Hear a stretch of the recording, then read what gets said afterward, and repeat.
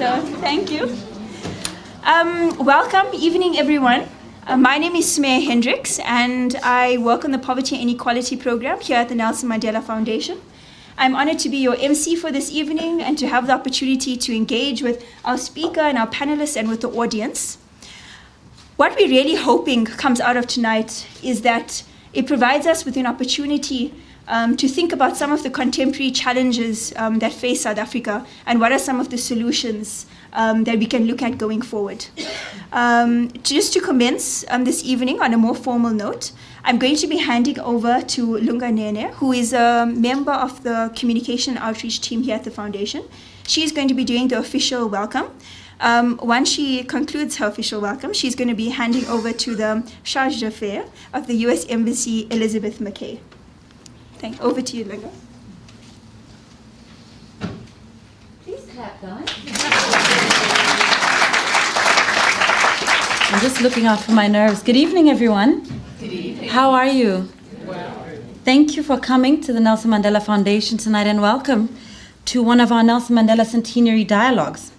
It's wonderful to host a speaker like Professor Toni Griffin today, as well as the respondents, Professor Pieterse and Ms. Kyanki. My name, as you've heard, is Lunga Nene, and I do work here at the foundation. But interestingly, in the context of today's discussion, I'm also a person who's experienced cities and towns in various forms across the world. Born in Bulgaria, this is weird, it's like a CV giving. Born in Bulgaria, I moved to Lusaka as a child, watching the daily struggles of those in post-liberation cities. Returning to South Africa as apartheid was loosening its grip, I lived in rural Eastern Cape, which I'm sure you can imagine is both incredibly beautiful and tragic. This before moving to Johannesburg, the rapidly changing city of South Africa at the time. I called suburbs that were the hub of ongoing massive change, both socially and economically, like Hillbrow, my home. Moving to New York in that same decade shifted my understanding of cities completely. I saw the separation between black and white in a new context, and it was also the stage in which crime and fear were the silent dictators of the space. Safety, stability, and access of Germany, Munich, was my next home, before moving to Bangkok, which for me was an incomprehensible city to the outsider. I was the outsider. In Bangkok was the first time I saw separation not between cities, but between streets. The gap between rich and poor existed, but the manifestation took on a form. I'm a bit nervous. I'm going to start that sentence again. Please forgive me. In Bangkok, the gap between rich and poor existed, not between cities, but between different streets, and the manifestation took on a shape I'd never seen before. The gap was disturbingly visible. These cities and towns changed who I was and who I became in fundamental ways. The manner in which I navigated these cities shaped who I was to be forever. The spaces helped me either reinforce biases or open my eyes. In Johannesburg, our lives are shaped by multiple forces. The contradiction of hosting an event on the Just City in this building, in this suburb, is not lost on me. The beautiful trees that line the streets, the mansions that surround us, and private security that guard these suburbs all speak to a type of city that we have come to accept, to a type of injustice we have come to accept. In our work, we all know the difficulties for people who might be coming from Alexandra Township, for example, or Soweto, that the difficulties they have in making their way to a space like this. Even in our own working environment here at the Nelson Mandela Foundation, we have colleagues who have difficulties making their ways in and out of the city. Many people crave and indeed need the type of stimulation that an event like today would have, yet accessing a space like this is too far and definitely too expensive. At the same time, when considering different spaces, you look at townships and you see that spaces are, one, hard to come by, public spaces are limited, and there's a constant concern for safety. We all know that our neighbors here are primarily wealthy and elite. The walls that surround us remain high, and at the same time, they keep getting built daily to become higher. Research from the Gauteng City Region Observatory, after asking the question, are there too many people coming to Gauteng? Should we bring back influx control? Illustrated that, and I quote, 40% of white respondents and 39% of Indian respondents supported the idea of bringing back influx control. Surprisingly, higher proportions of African respondents at 44% and colored respondents at 45% endorsed the idea of reinstating influx control. In a country like South Africa with a history like we have, how is it possible that these kind of views are still prevalent in our cities? And as the Nelson Mandela Foundation asks people to this year be the legacy and remember Nelson Mandela's values, what are we saying of how we are emulating those values? Sorry. If we are to make our cities more open, more democratic, and more equitable, how do we do this with these contexts? What are the right questions to ask to reach a solution? Today's event is part of ongoing work the Foundation has undertaken since 2015, the Mandela Initiative, which Professor Pieterse was part of, thank you, that highlighted some of the key changes that the country needs to undertake.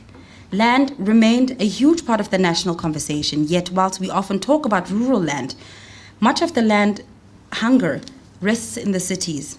People want to live in the cities, and they want to be in the parts of the cities that have access. The occupations underway that are often accompanied by protests speak to the inability for people to engage with the state and the continued exclusion of many. This neo-apartheid, or to paraphrase Sizwe Mpofu-Walsh, this privatized apartheid will result in people reacting in the same way they did with the apartheid government. The question is whether we, as private citizens, act the same as the apartheid state. Do we deny and militarize rather than listen and engage? Thank you once again to the speakers and respondents for being here today. Thank you, Professor Griffin, Professor Pieterse, and Ms. Jantjie. I would like to thank our partners at this event, the US Embassy firstly, and the African Center for Cities, in particular Professor Tucker at the ACC and Toni Deaton at the US Embassy for all of your assistance. I would also like to acknowledge the charge d'affaires, thank you, of the United States Embassy, Elizabeth McKay, who I will call up shortly to make a few comments to start us off. The acting Deputy Chief of Mission and Consul General, Michael McCarthy. I'd like to thank all of the staff of the US Embassy. We worked very well together, so we appreciate that. Professor Griffin's research associates and their families. Honorable Emily Thornberry, who is the Shadow Minister for the Foreign Affairs in the United Kingdom. Thank you so much for joining us here today. The Ambassador of Argentina, Javier Figueroa, and the Deputy Consul of Botswana, Melisedi Tema. And of course to Samaya, thank you for agreeing to MC. I'm sorry there was nothing under your tables, your chairs. I'd also like to acknowledge all of you who came through to fill up this room in this dreadful weather. We truly appreciate it. I hope today is as fruitful as I'm excited for it to be. We consider the Nelson Mandela Foundation as a safe space for the most raw, most honest kinds of conversation, and I trust that you will engage in that manner. And to start us off properly, this is officially, so properly, Ms. Kay, please welcome Ms. McKay.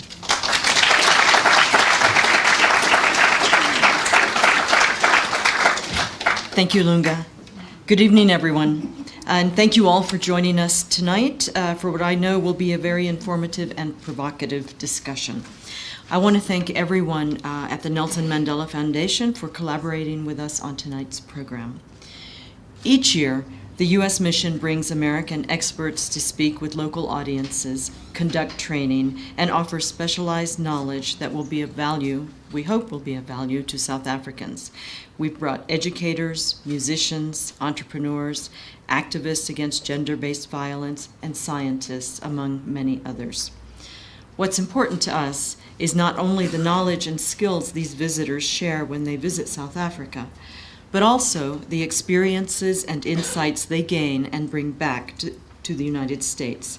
This kind of exchange strengthens the ties between our countries and builds a foundation of goodwill that is so important. This year, as we planned our speaker programs, we deliberately set out to identify Americans whose expertise, work, and philosophy would align with Nelson Mandela's legacy. When we discovered Toni Griffin, who has devoted tremendous energy to pursuing social justice through urban planning, we knew we had found the right person. While in South Africa, Toni will have an opportunity to meet with South Africans working with tremendous passion to revitalize South Africa's urban spaces and overcome the apartheid-era legacies of spatial discrimination that continue to challenge this country's great cities. So, Toni, thank you again for agreeing to be our guest and offer your experience and wisdom. Thank you also to tonight's respondents, Edgar Pieterse and Mandisa Dianti, who are both passionate about justice and urbanization and who have traveled from Cape Town to participate in this program. Ladies and gentlemen, for me, one of the ever-present realities of serving in South Africa is that I'm constantly reminded of the distinct parallels between South Africa's liberation struggle and the American civil rights movement. We see that both here and at home in the United States, that our people and our governments have achieved real progress in rolling back the injustices wrought by racism and segregation. But we're also aware, and sometimes painfully so, that our respective projects to achieve equality and prosperity for everyone remain unfinished. Having said that, I know that our two countries share a commitment rooted in the founding principles of our democracies to overcome poverty and inequality. Nelson Mandela once said, "Our freedom and our rights will only gain their full meaning as we succeed together in overcoming the divisions and inequalities of our past and improving the lives of especially the poor." When I reflect on those lines, I'm especially moved by his emphasis that we succeed together. Our role, the role of the U.S. mission in South Africa, and if I may say, our collective role, is to find as many ways to enlarge the circle of stakeholders who are committed to this principle and to the belief that through mutual respect and friendship, we can fulfill Mandela's vision. That's what tonight is all about. Thank you all very much. I'm looking forward to the program.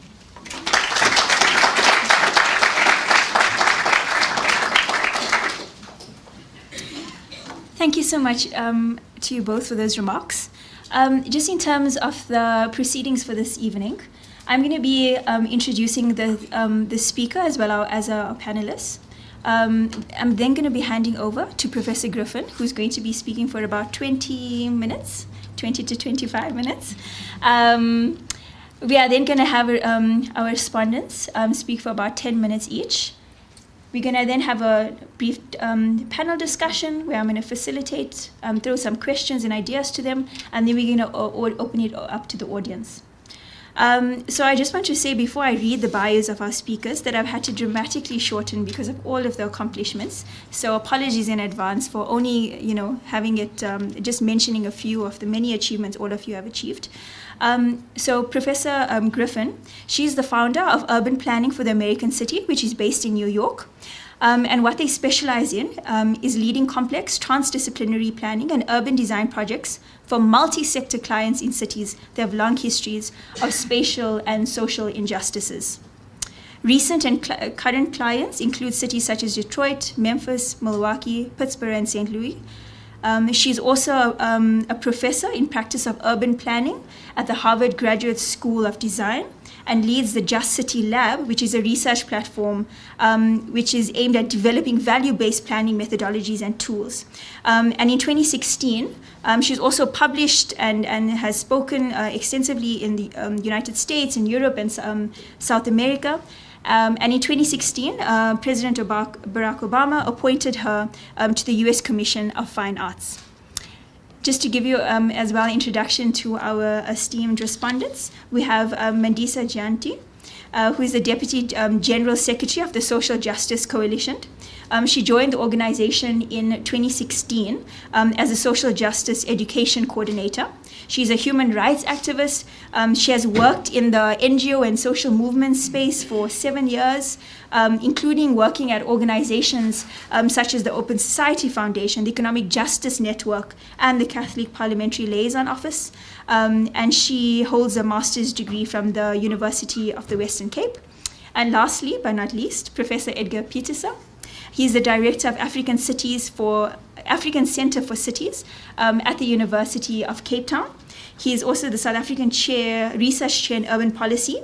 He's an expert in African urbanization, and some of his current research interests include looking at radical social economy, sustainable infrastructure, urban innovation systems, and southern urbanisms.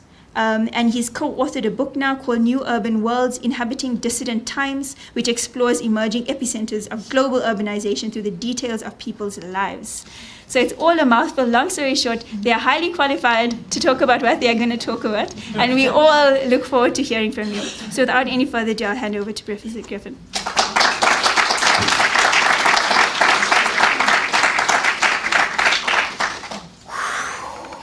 I have to take this in. I'm sorry.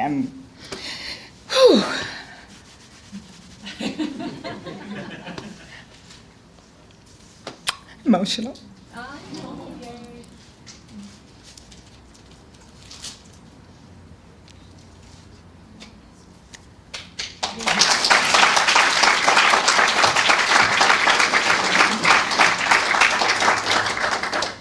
It's really an honor to be here. We were just downstairs in the archives as well. We had the opportunity to view that with dignitaries from London who are also here. And we're looking at his writings post his presidency, his writings in prison. Just extraordinary. No more. Just to be this little black girl from the south side of Chicago who ends up at the Mandela Center in South Africa. So I'm just very, very moved.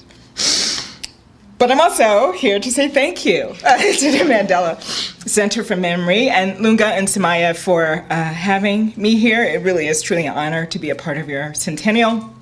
And I want to introduce my research assistants, Nurali Patel, who is from Johannesburg, and Natasha Hicks. And if you could just bring the book. We've published a collection of essays called the Just City Essays, and we'd love to offer it to you for your library and as a part of your mission. So thank you on behalf of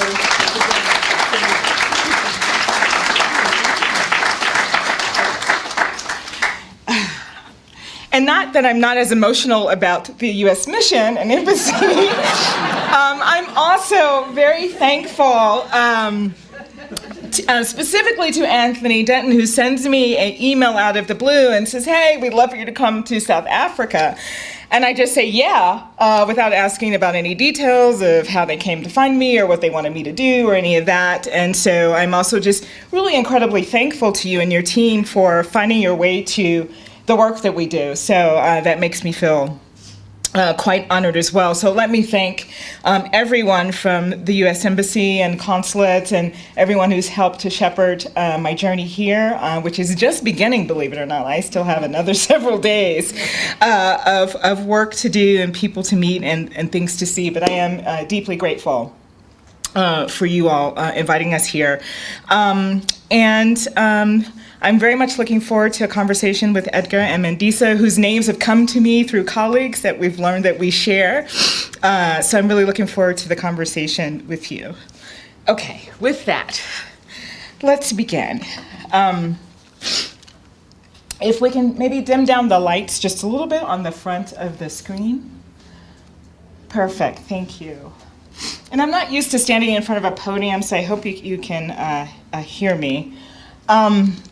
And I'm also going to read because they told me I had time and I've already cut into 5 minutes of my time, but I timed it at home and it was like 17 minutes, so it should be good.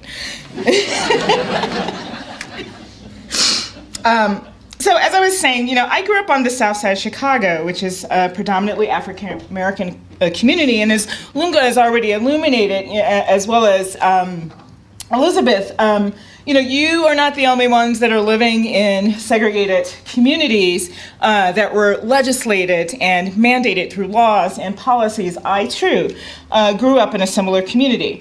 Growing up on the south side of Chicago meant that on an average day, I rarely saw or interacted with a person who didn't look like me. All of my basic needs were met on the south side of Chicago: schooling, shopping, summer jobs, entertainment, recreation. My teachers were predominantly Black, and my classmates were as well. This environment did not make me feel isolated or that I lived in a segregated community or that I was unusual. Those were not words that we in my community used. It felt very normal to me.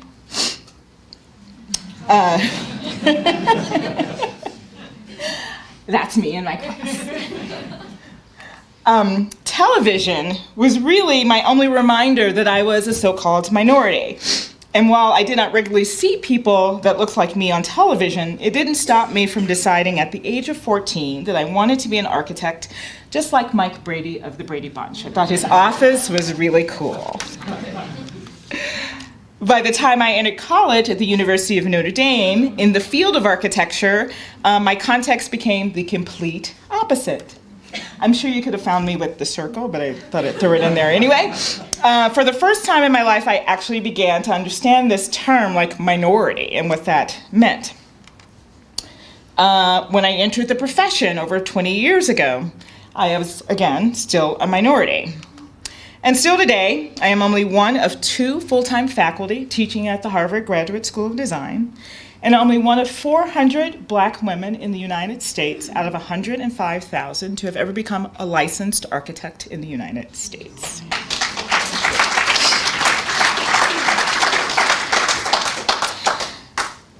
During those 20 years that I've practiced both as an architect, urban planner, and urban designer, in over 10 different US cities, each time I've been confronted by the same urban challenges. Urban sprawl, fueled by new technologies for making cars, new interstate highways, and federal home loan programs, all making it easier for families and businesses to flee the aging and congested city. Fleeing for the suburbs led to inner city abandonment and disinvestment, urban decay and blight. Population and job loss also led to the reduction in revenues and fees that would normally support an underutilized infrastructure, and the deepening of racial and class divides, spatially segregating populations even further by unemployment, class, and educational attainment.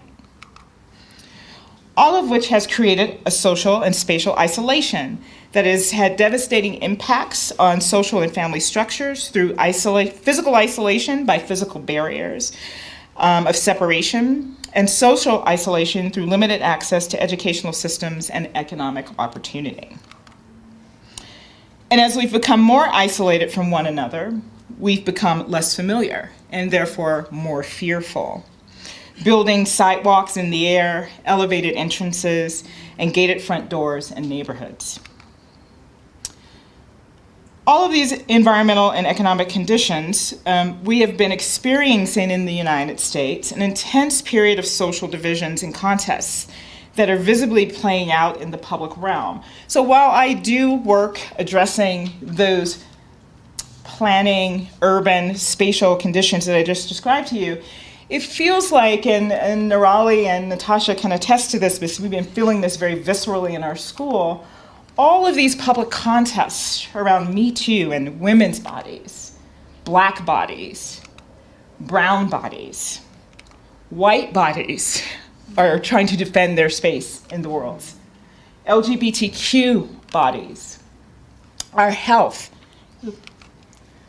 the urban planet, the urban city and who belongs in the urban city, urban violence, urban profiling, urban identity, voice and resistance, voice and protest.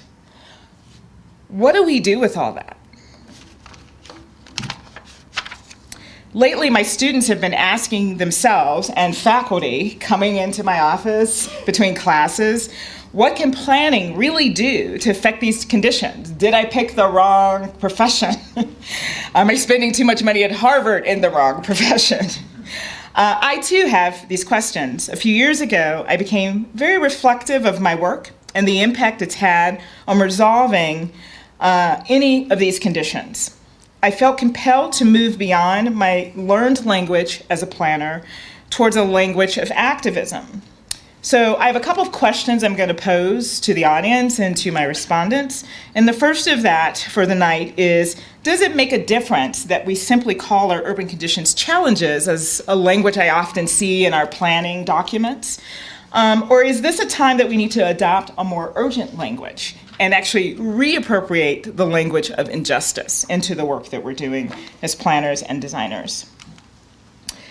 Do our shared and lingering legacies of racial, and now even more than ever, class segregation require us as designers and planners to do more to move into a more active position of not only building on our strengths and assets, but also confronting the wicked problem of spatial justice as an intentional part of urban regeneration? For us at the Harvard Graduate School of Design Just City Lab, we believe, like philosopher Professor Michael Sandel, that justice is not only about the right way to distribute things, it is also about the right way to value things. We also believe, like geographer David Harvey, that the remaking and the reimagining of community will work in progressive directions connected to a radical insurgent politics. That means that a radical project must exist. The rule-making that ever constitutes community must be set against the rule-breaking that makes for revolutionary transformation. See, this podium thing just really messes us up. I need to be free of the podium. Therefore, our proposition at the Just City Lab is that design must move towards a just urbanism, a disruptive framework of politics and practices that produces outcomes designed to break down historic structures and systems of oppression, inequality, and access. We believe that designing the Just City must first start with a shared language. We've created and published an index of 50 Just City values.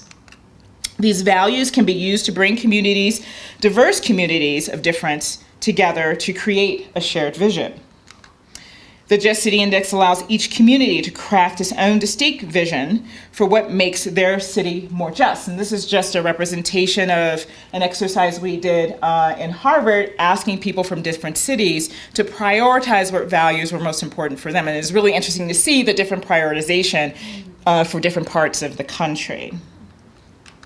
We recently mounted an exhibition at Harvard's Graduate School of Design in the library as a platform for both education and protest. Making the index visible in the public realm. There's your daughter, Nirali, in the picture. Her family's here. Placing the index in places of study for individual contemplation. Introducing voices and perspectives of urban injustice and justice, representing different disciplines, races, and ages from around the world. Many of you know Tao Tavangwa, curator of Cityscapes Collective. He was a Loeb Fellow at Harvard this past year. And providing case studies for how design and civic engagement projects intend and succeed in addressing conditions of injustice through intentional design strategies. So I've really only been in South Africa for 4 days, I think. I'm losing track and the hours are all bleeding together. And it's my first trip to the country and the continent. However, I've already had several opportunities to meet with a diverse group of policymakers, planners, designers, nonprofits, instructors, and even a few residents. Through these meetings, combined with walking and driving tours of the city, I've already been struck by the different publics as a construct through which your conditions of injustice and contests play themselves out. There are two notions of the public that I'd like to enter into discussion for this evening. The public as convener and the public realm. The first public is the public sector as the convener. I've been introduced to a few of your spatial planning frameworks, all developed by some branch of the public sector. For example, this is an excerpt from the Johannesburg 2040 Spatial Development Plan. I think it was developed in between 2011 and 2013. In my work, I have found that a multi-sector client with shared leadership and ownership of the planning process and the plan has been essential for effective and sustainable implementation. So in the work we did in Detroit Future City, we first started the work with the mayor as being the leader of the plan, and that was met with great resistance. We then shut the project down for a while, redesigned it, and set a much broader table, which was a collection of the city, the local chapter of the NAACP, the Detroit Economic Development Corporation, and the Kresge Foundation. So representing city government, nonprofit, institutional partners, and philanthropy. I've seen firsthand what happens when diverse perspectives and knowledge and lived experiences are not at the table of the problem setting and the problem solving. They are inevitably not as inclusive as they need to be. Many city plans are still sitting on shelves and authored by a single source. It's either the city's plan or the community's plan or the transportation plan or the economic development plan, just to name a few. This reinforces a top-down versus a bottom-up dynamic, which inevitably puts each sector in a posture of negotiation rather than seated at a table for collective action.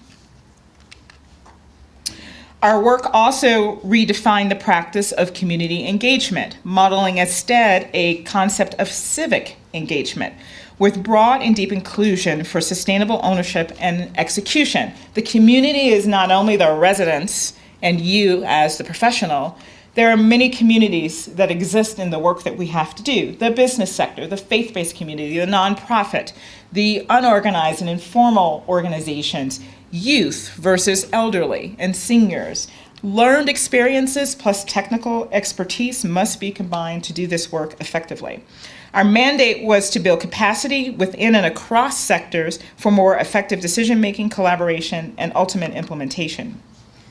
We learn from our missteps, recognizing that not all communities are the same. They learn, engage, and share information quite differently. Therefore, we adopted multiple tactics for different audiences, such that in the Detroit Future City work, we engaged over 1/5 of the city's population in the work that we did to create the plan. And through this, we built a new constituency for planning, development, and advocacy for efforts long beyond our planning process.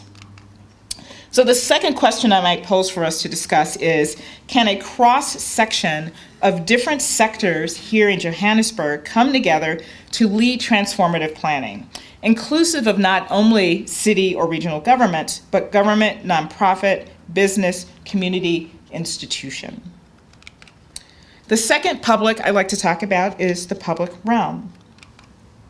Questions of formality, informality, regulation, permission, belonging, visibility, invisibility, identity, security, safety, legitimacy, and ownership have surfaced in all conversations I've had with folks during my time here and walks through the city, regardless of what sector they were speaking to. Oh, that's not the right slide. I'm sorry. This is the Detroit Future City work. I'm sorry, I skipped over a whole section. I just wanted to show that through the work that we did in building new civic engagement and building that multi-sector leadership, we were able to create a transformative plan for the city. And through that, immediately create mechanisms for implementation. One such was the inclusion of a fund that was exclusively for Black and small-owned businesses to start businesses in the city. And this one was actually an organization that was set up using the nonprofit and local community development sector to be the stewards of ongoing capacity building. So the notion that what was coming out of that was not only building a new structure for how to design and execute the plan, but also creating new structures for how to implement the plan. Sorry about that. There's my question. Okay, back to the public realm. In New York City, we prepared a research study to investigate the same issues of ownership, permission, identity, formality, and informality using New York City's public Plaza program. Most commonly, we only look at economic impact, and that's the only thing that's measured. We want to know what happens when diverse populations feel welcomed, invited, and safe. We designed an investigation of these questions using secondary research, surveys, observation, and interviews to define how design actually impacts how people feel welcome and invited and why. We used nearly 30 different indicators and over 70 metrics to collect data to help us answer these questions. The most prominent of these plazas is Times Square, but our study also looked at plazas in the neighborhoods of Queens and Brooklyn. The basic premise is most of our public right-of-ways devote more space to cars than people.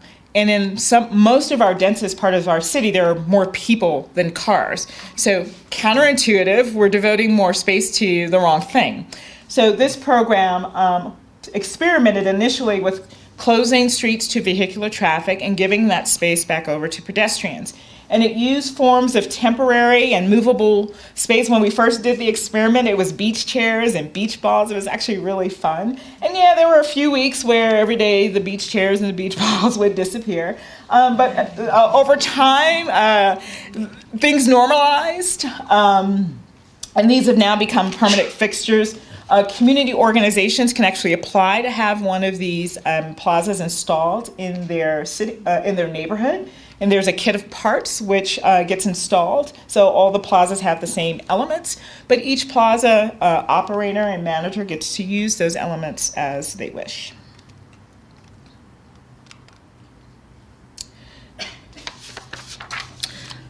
Our findings uncovered very interesting data about equitable funding and the distribution of public space throughout the city, the ease of access from one's neighborhood to quality open space, and the promotion of healthy outcomes. The study also revealed who uses public space and their sense of belonging and inclusion and ownership. I'll just show you two examples from the study around gender and social connections. So this one was around gender, and what we found, and we compared gender in the plazas relative to gender of the neighborhoods where the plazas sit.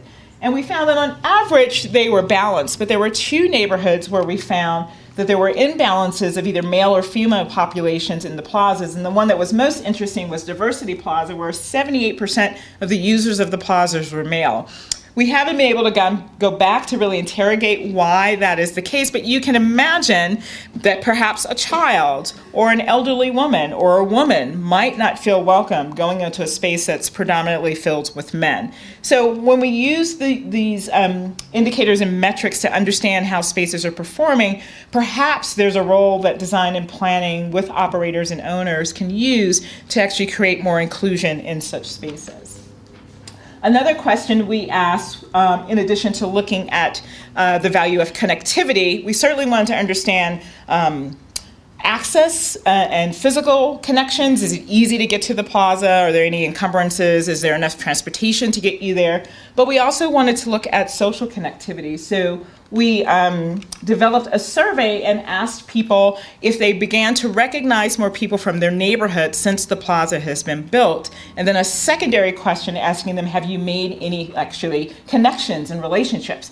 And we found that across the board, and particularly in the neighborhoods outside of Manhattan, that yes, there was a very high percentage of people who actually began to recognize their neighbors in space and actually began to make connections. In Manhattan, and these were plazas predominantly in commercial parts of the city, the Flatiron District and the wildly gentrifying meatpacking district, those numbers were lower. We looked at all of this data in a way that which we could segment it by age, by race, by gender, and by income. And so a couple of other interesting things that we found is that within that social connectivity space, we found that people of lower incomes and people of younger ages were more likely to make those recognitions and make connections than people of higher incomes or older people. And we can spend, a whole hour unpacking what we think that might mean. But again, these give us, as designers and planners, indications on how to improve environments and spaces if, in fact, our intentions are about inclusion and social connections. So my third question for us to discuss is, in fact, if we truly want, as I say, to promote the values of inclusion, belonging, respect, identity, what would it take to imagine a new mapped system of public spaces in Johannesburg that legitimizes both the formal and the informal, and the acceptance of appropriation and culture as a part of a new normative language for the city? On Monday, we had an opportunity to ask students and faculty members at the University of Pretoria about their vision for a more just city using the Just City Index. And we actually have postcards here, and we would love to pass them around and have you be a part of our sample to talk about the just city from your perspective and your values. So maybe Natasha and Raleigh can pass some of them around, and if you're so inclined to help contribute data to our research, we would definitely welcome it. And while it was only a small sample size, I invite you to contemplate some of the most commonly selected values, and there were maybe about 50 people in the room that contributed content for us. And as you do that, consider your own values for a just city. And again, we'll pass out some of our postcards, and we'd be delighted to have you share your thoughts with us. So finally, I believe it's imperative that each city or community decide for itself what values it should assign to become a more just city. We don't believe we should tell you what is a just Joburg. That's the purpose of the index of 50 values. In doing so, I only insist that there be clear intention expressed through clear and collectively developed definitions, so that when we achieve the just city, when you achieve the just Joburg, we will know it when we see it. Thank you.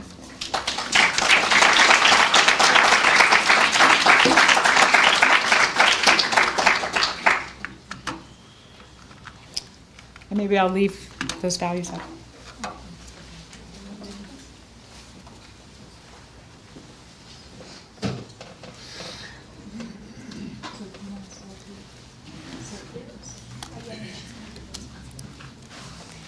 Good evening, ladies and gentlemen.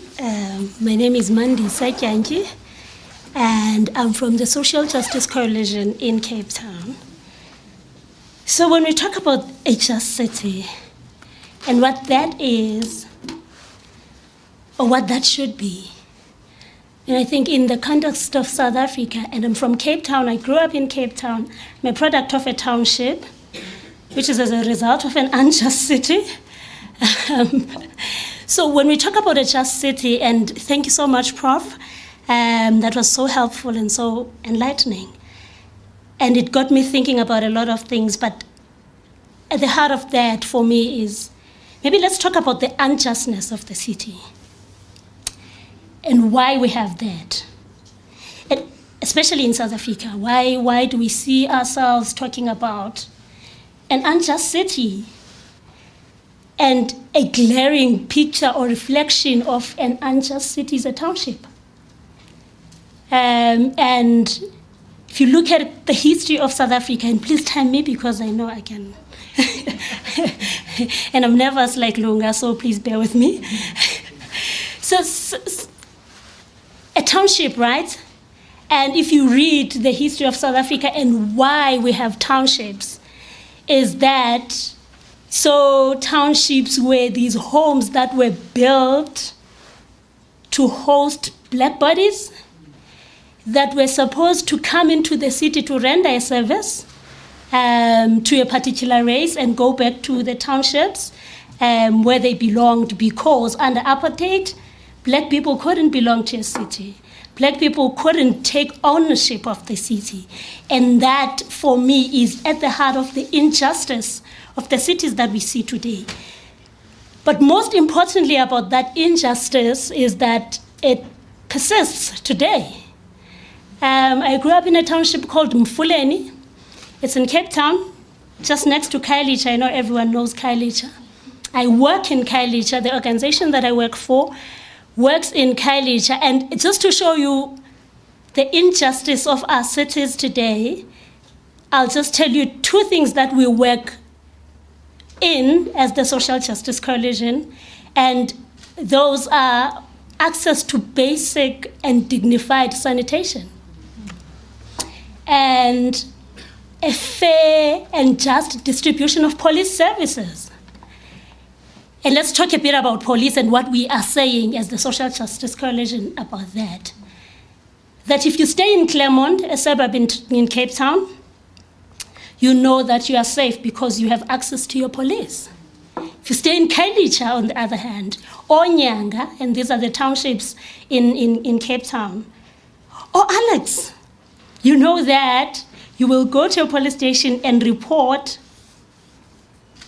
a case of murder or rape, for that matter, and there will be no police to service you. So in 2013, I went back to school to do my master's. And on my way to school, I still stay in Mfuleni, and it's still a township. It still has informal areas that have no access to sanitation and any of the services that a just city should have. I'm on my way to school, and I'm catching a taxi, but on my way to school, I see a young boy, about 16, and he had been beaten up by taxi drivers. If you are from a township, you know what taxi drivers can do to a young man, because he had been accused of stealing. And we are a few feet away from a police station. Because I'm a concerned citizen, I ran to the police station and be like, listen, there's this happening, we need help. This boy is gonna die, and we've called an ambulance and it's not coming. And the response I get is that we don't have vans. And there are no police to go with you, ma'am. Sorry, you're going to have to wait. And this boy is dying. This is what I'm saying to this lady, that, ma'am, this boy is going to die. Do you understand what I'm saying to you? This boy is going to die. But there's nothing she can do because there are no vans. And this is the kind of life that people in townships and in informal settlements are still subjected to. And like Prof said, we know that there were laws and policies that put this segregation in place and actually made it legitimate. And so if we recognized this as injustice and we see this as wrong, what is it that we are doing to make sure that all of those are reversed? And in planning our cities, have we engaged with the history of South Africa enough? And I'm not going to focus on Joburg because I don't know Joburg specifically as a city. Have we engaged enough with the history of this country to make sure that when we plan the city with the idea that we need to build a just city? Because the cities of South Africa, as things stand, are a reflection of apartheid. And there's nothing just about that.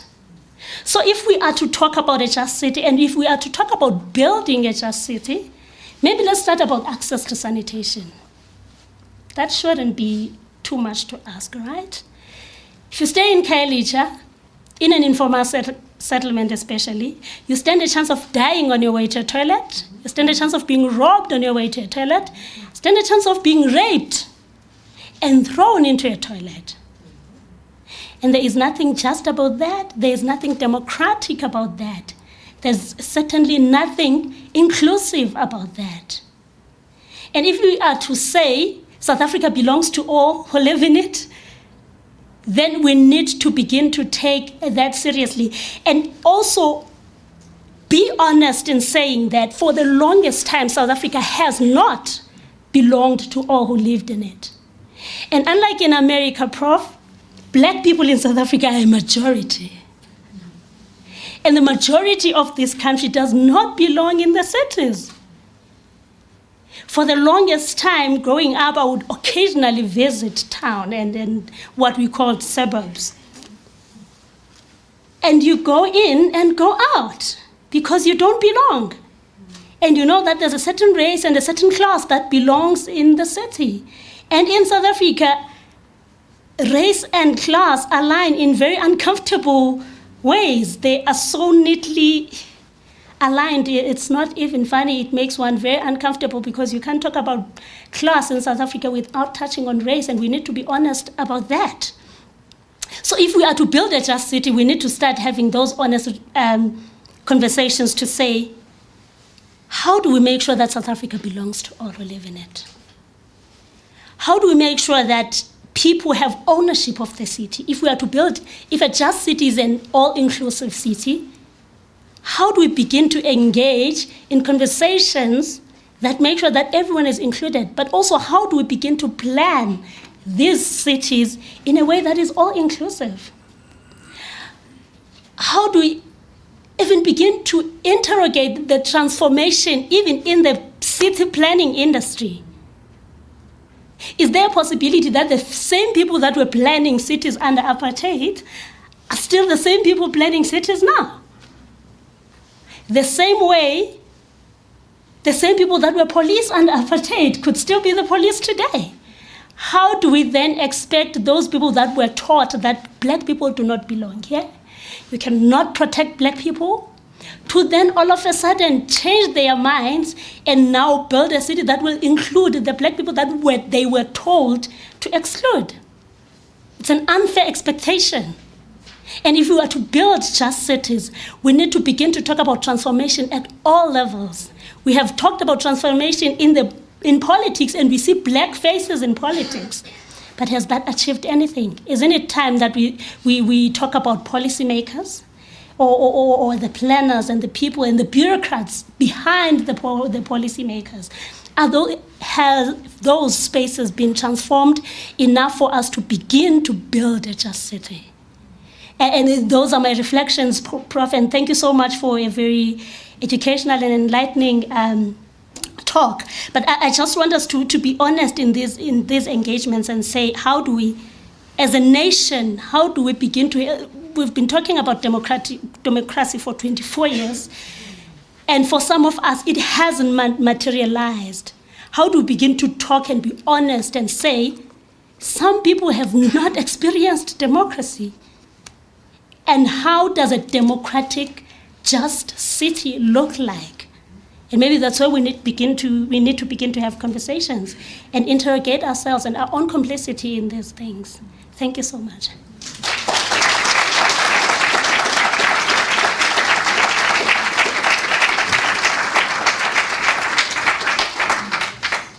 Thank you so much for that. Apologies before Professor Edgar takes the podium. If I could just ask for the sheet to go up. Thank you so much.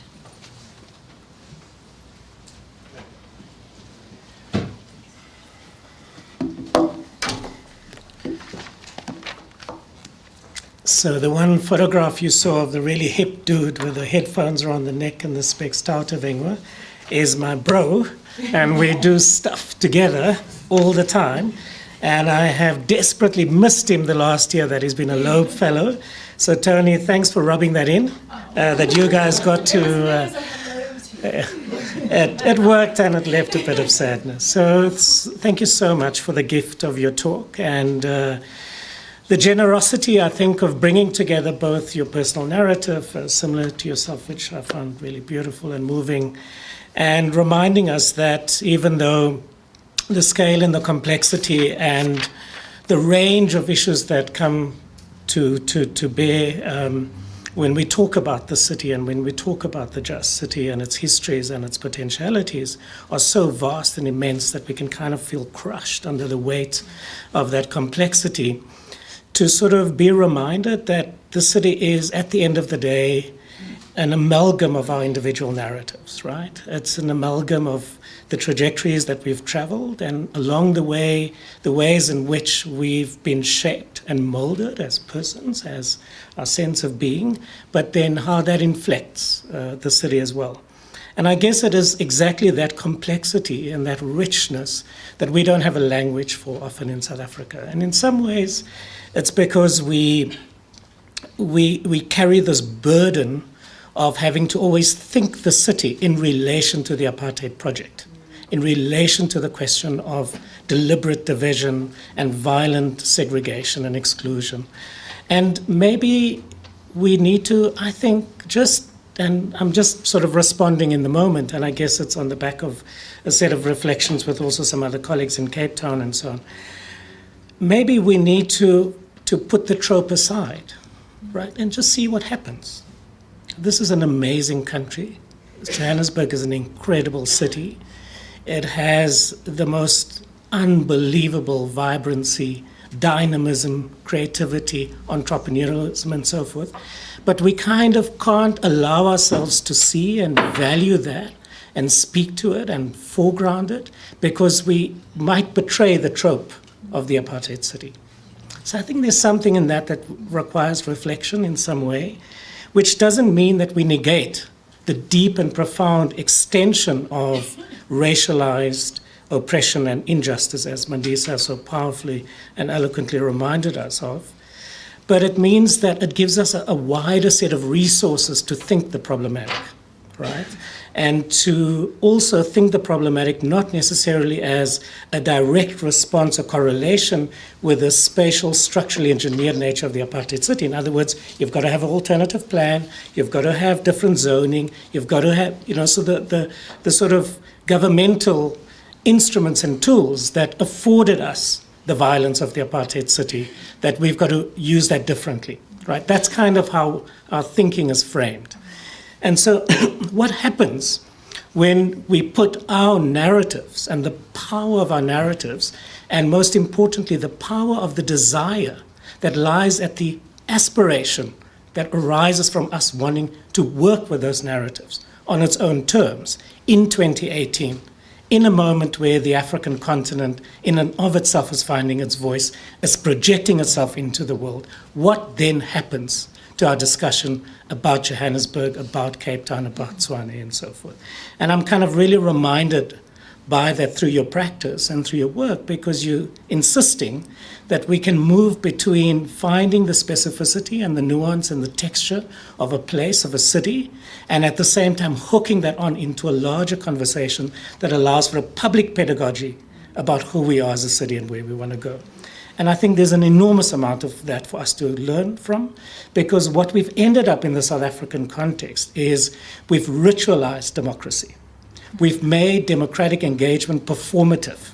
So people play roles. They inhabit those roles with great glee and with incredible aplomb. And in some ways, because we also have an impoverished media, no one is called on that in a way that allows us to have a more substantive and meaningful set of conversations. So that's sort of a set of rambling, very sort of emotional reflections, because I found all of the presentations very moving. I want to respond to a couple of things that you raised more specifically. And I guess it's a set of questions that I have. So I really, really appreciate the intent behind the idea that we can take a set of robust values and principles and try and figure out what are the institutional architectures we could build to help people who come from profoundly different positions of power and conflicting interests to be assembled to reflect on what's the problem, how to respond, where do we want to go, where to start, and to not just reflect and deliberate, but also to decide on actions, on things to do, right? And of course, you didn't have that much time, but from, since I can read the implications of your symbolic language, it's very clear that there's there's a very strong focus on practice, on implementation, and by extension, monitoring and accountability and transparency. And I really, really appreciate that. I guess the question that I'm left with, and it is rooted in some of the challenges we confront in giving effect in a sort of meaningful sort of way to the various mechanisms for participatory democracy at the city scale. And it's this. So it is, how does one deal with the fact that when you get these diverse stakeholders together around a table, you don't end up, in a way, creating a corporatist frame where the recognizable, the powerful, the established actors are at the table, and they, in a sense, learn to frame the discussion.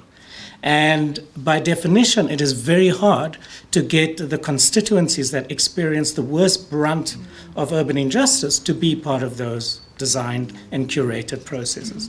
And so effectively, there's a real risk, I think, to not get to the most painful sort of nerve endings of urban injustice. And so I'm curious how you deal with that in your context. How do you both curate deliberative processes with powerful stakeholders and interest groups, but at the same time keep the fire of experiential urban injustice in those processes?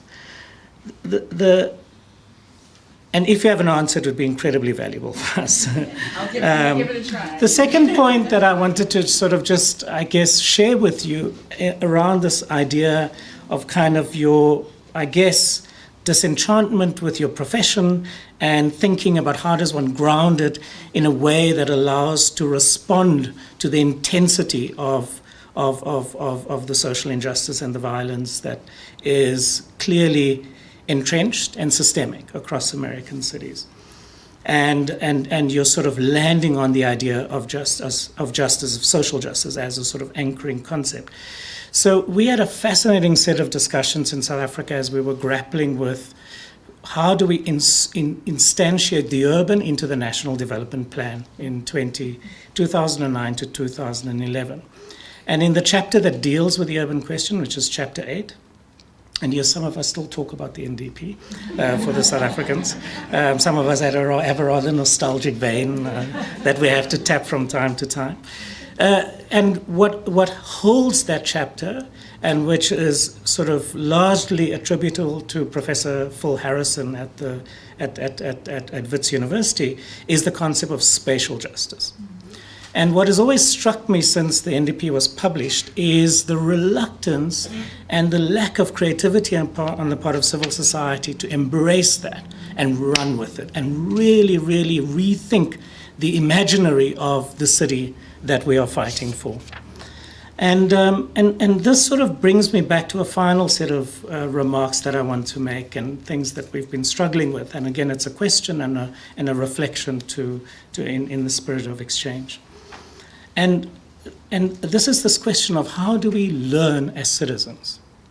How does the city learn?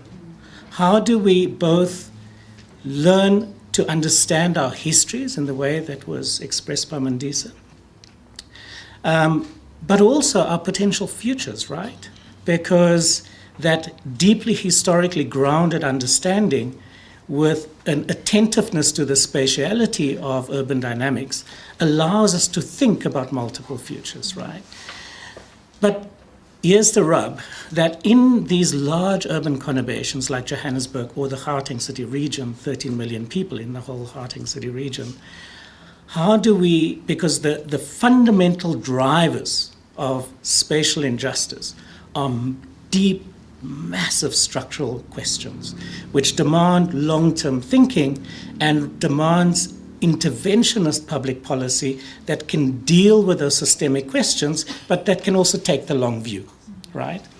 And so some of the longer-term strategic frameworks that are prevalent at different levels of government kind of really tries to do that. And you had the SDF there, which was approved, and interestingly enough, just before the last local government elections, and even when a change of political administration came into office with the sort of the non-coalition of the DA and the EFF, it's like that requires drinks after the talk and so forth to explain what that means. I can decode that in time. It's a peculiar phenomenon to our country and city at the moment. There was a continuation of that. There was an acceptance of those precepts and so on. So that's useful, right? But the problem is that we don't have the fine-grained planning at the neighborhood scale, which is what you were talking about. And we don't have the mechanisms to articulate the long-term metropolitan scale and the street-level detail where people are directly invested in what the city is and how it performs and so forth. And then there's a set of intermediate questions about how do we connect the city up, right? And so I think that there's something about the practice that you were talking about that gives us valuable clues about how we can rethink the public pedagogy that's required to not just institutionalize spatial thinking at different temporalities, but also to tap the power of design thinking at the neighborhood scale. And for you to kind of share more of that, I think will be incredibly instructive for us, for two reasons, as kind of endemic of our condition. One is our government's plan with participatory mechanisms often as very procedural, and they basically plan in an effort to make sense to themselves across different levels of governments and with the parastatals. And they don't get that right. But our governments are incredibly inwardly focused in how they do planning. They're very good at it. They do like endless plans, and they're beautifully done, and they're competently written, and so on. But it's in an echo chamber. And so to kind of build upon the groundswell of activism that we've seen, and think through a set of mechanisms that allows for the empowerment of activists and citizens to really, really take ownership and control of the neighborhood scale as a way of both subverting and holding to account the larger scale plans. I think that's something that's completely missing in most South African cities. And again, a number of very practical experiential tools from your practice, which I can see in your presentation, you've got deep experience around, would be really helpful for us. So I will then conclude with a final remark, which I am not yet sure what it is because I actually have a lot more notes. But I guess I want to sort of, what I found really resonant in your presentation is a commitment to name the sort of virulent growth of the cancer of racism, of classism, of exclusion, of cultural appropriation, and so forth. To name that, to show it, to remind us, to keep that in view, and also insist that we are not powerless in relation to that. And I think that we, in a very peculiar and precarious moment in South Africa, where a lot of activist forces are finding voice, are finding militancy, are finding a clarity of what they're against, but very limited facility to channel that into mechanisms and processes that can deepen our participatory democracy to produce decisions, accountability, and impact. And it's a tough moment, because we all feel we've got to be angry all the time. And we've got to show our anger all the time. And we can't show any weakness in the face of the enemy. And so there's something really dangerous and exhilarating about the current moment. We don't understand it. We don't really know what it means. But I think this kind of cross-cultural exchange is an important part of helping us to make some sense of it. So thank you very much for your generosity.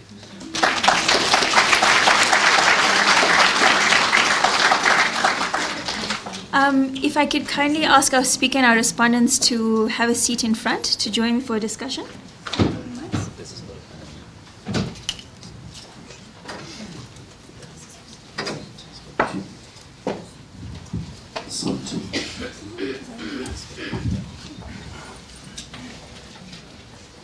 So Professor Edgar has made my job incredibly easy tonight. I had a series of questions I was going to pose, but he's already done that for me, so thank you so much, Professor. So I thought maybe that would be a good way to kickstart. Professor Griffin, do you want to maybe just dive into some of the answers that he's to questions? I can certainly try, as I'm now thinking about my reflections on your remarks, which were incredibly insightful and powerful. And so maybe I'll just take down some thoughts from both of your remarks. Indeed, I'm very struck by the reminder that not only has South Africa not always belonged to all, it still does not belong to all. And I think, I'd be curious to kind of push back with Edgar this notion of what happens if we put the trope aside in that context, right? So can everyone afford to put that trope aside in order to get to where we want to be? Do we have to kind of recognize that you have two cities and two democracies, one trying to work, one not even visible? And so wondering if that can happen broadly or perhaps not quite in that context. I'm also really struck by and want to add a 51st value, which is memory. And I think, you know, as practitioners, and we're in consultants, perhaps in particular, in government who never has much time to be reflective, I can say that because I've been in that position. You know, you want to understand existing condition, right? You understand a little bit of the history, and then you're off to the races in futuring. And I do think, I'm reminded by a quote by the author and poet Audre Lorde, who said, "You can't dismantle the master's house with the master's tools." And part of that is reminding us that if we don't know what those tools were, we don't remember, and in this place of memory, really understand how we got to where we are, there's a good chance you could keep trying to dismantle the very thing with the tools that were in some ways part of the apparatus that set it up. And so I think memory is something perhaps we overlook as being nostalgic, but I think it is actually an important data point that I think we need to really consider lifting it up, and I'd be love for other people to kind of weigh in on that. This idea of how do you end up in this aspiration to set more diverse tables for both the problem setting and the problem solving, ending up not with the most powerful, you know, sort of taking over the conversation. It's not been easy, but I may not answer the question, but let me reflect on a response for a second. Oftentimes when I'm asked to go into cities and help them design a planning framework, I'm invited by a mayor, or I'm invited by the head of a corporate business organization, or the head of philanthropy. You might imagine that a lot of times those folks don't look like me. But this is the established power sort of base of the city, and they mean well. They understand at a certain level that the conditions of injustice that are in their city, while they might not use that language, are certainly affecting all aspects of the city. And I'm always honored when they invite me to do that work, because they know my work is very rooted in that. And I tell them very upfront, like, I'm going to challenge you to, and I'm going to take for granted that you want to do exactly what you just said, which is dismantle injustice. So this is what we're going to do, and this is what it's going to take. So as we're trying to build the collective table, what I find is their networks don't actually give them access to other forms of leadership. Which is both this notion of our networks, right, and who we know and who we trust and who we've legitimized as being worthy of contributing their expertise to the table. So that kind of reminded me of this idea of, one, we all have these limited networks, some we can't access and some that are just closed, and that has to be dismantled. So part of my job early on is just to bring networks together. Then you're confronted with the hierarchy, right? Because you're legitimate in a certain space of leadership. I'm legitimate in a certain space of leadership. You're legitimate in a certain space of leadership. And I'm going to pick on the Council General. He's legitimate in a certain space of leadership. And oftentimes we don't necessarily treat those leaders equal. And so we end up honestly spending time both having conversations about that. Like, as you just said, it's just kind of time to put some stuff on the table and be honest. And with some of my clients, I've been fortunate enough to be honest in those conversations. Your networks aren't broad enough. There are leaders you do not know. And someone's agency and influence, whom, by the way, you need to make this work, you've got to now legitimize. And so once we have those conversations, we start slowly bringing more people to the table. And I think with each step, Edgar, you actually have to both remind folks of that dynamic. And then as we're setting up steering committees or co-chairs, you know, we are very mindful, and we always use a kind of co-chair format, like that you have the 2 or 4 co-chairs really be representative of those different leadership stations. So that there's always a voice at the table that's representing a perspective that your network wouldn't necessarily know. We also bring in someone who is in the role of a facilitator, who is not me. I'm kind of a content expert. So sometimes we have to bring in a third neutral facilitator, really, that helps to set the tone and navigate the conversations and put those kinds of procedural things on the table alongside of the technical things. Because sometimes that's very hard, as you know, in doing this work, all of us as content experts, managing that part of the process while also kind of managing the content. So those are a couple of ways that I've done it.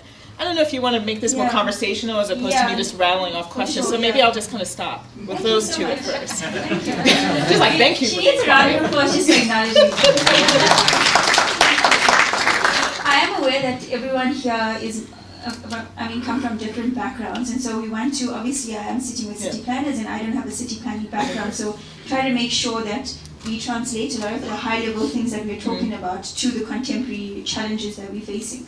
And Melissa, some of the things that I'm really thinking about that occupy our thinking around land is really, how do we create this social capital? So she said, there is a lack of social capital when it comes for people wanting to do stuff. They don't necessarily know who to speak to in certain circles. And I wonder for you, do you think that is a problem? Do you give the state the benefit of the doubt in terms of lacking that social capital, or do you think there's a deliberate attempt to not necessarily want to grow the social capital in that way? Okay. So guys, I'm in the presence of greatness. I'm not a professor. I'm a town planner. So these things will be tough for me. So in my experience, having tried to engage with government as a person working in communities, you are never sure what's happening, in the sense that you want to say there's lack of willingness. But also there's a question that occupies my mind to say, is there lack of capacity as well? Are our city officials equipped enough to engage with communities? So we have just started to engage with a policy, and maybe Prof will know more about it than we do, because we've just started working on it. This is called the Upgrading of Informal Settlements Program. And at the heart of that program is participation. In terms of how do we upgrade this informal settlement, and how do people get ownership of the process of redesigning and reimagining their community.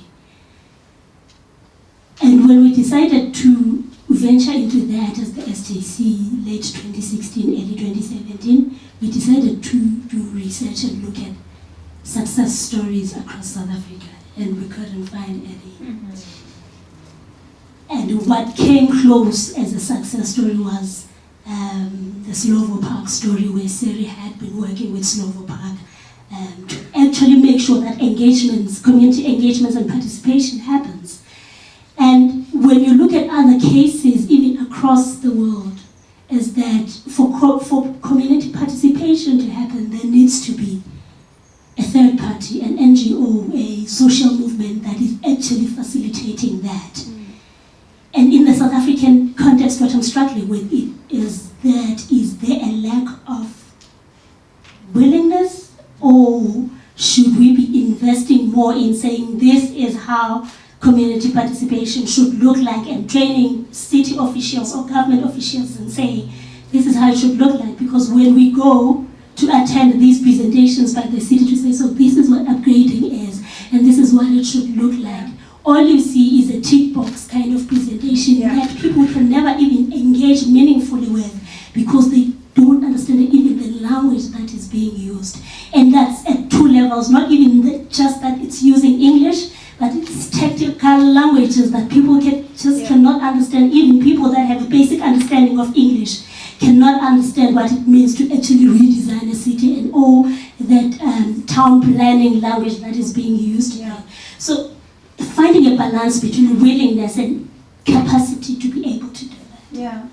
Professor Edgar, I mean, what Melissa just alluded to as well is people not being able to participate in the process for various reasons, whether it's lack of capacity, not understanding the language, and so forth. And so I wonder if you see land occupations as a means of people engaging with the process on their own terms.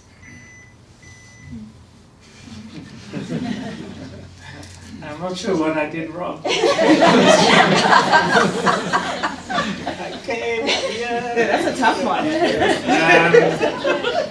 Yeah, no, it's very.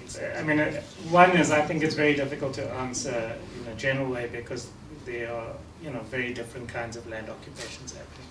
But I think it connects for me, linking to Melissa's reflections, to sort of something we need to again speak about a lot more explicitly and build a more a clearer language, and that is the distortionary effects of how political parties gain a foothold, grow their membership, and what kind of political conflict and contestation do they actively invest in as a way of enhancing their presence.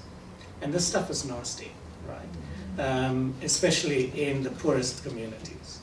And we very seldom hold political parties at the local level accountable for their practices. And they actively contribute to and stoke community conflict because of just the logics of how you embed yourself.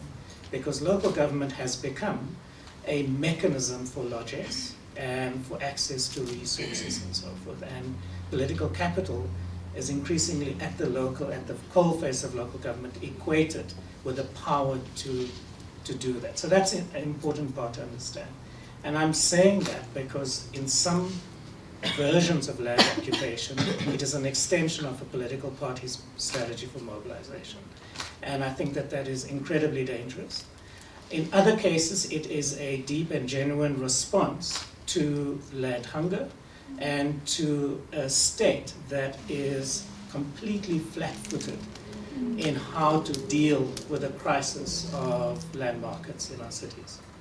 And so in those cases, it is a first step in the sort of larger set of practices to express voice, to establish presence so that you can provoke some kind of response to the urgency of your conditions.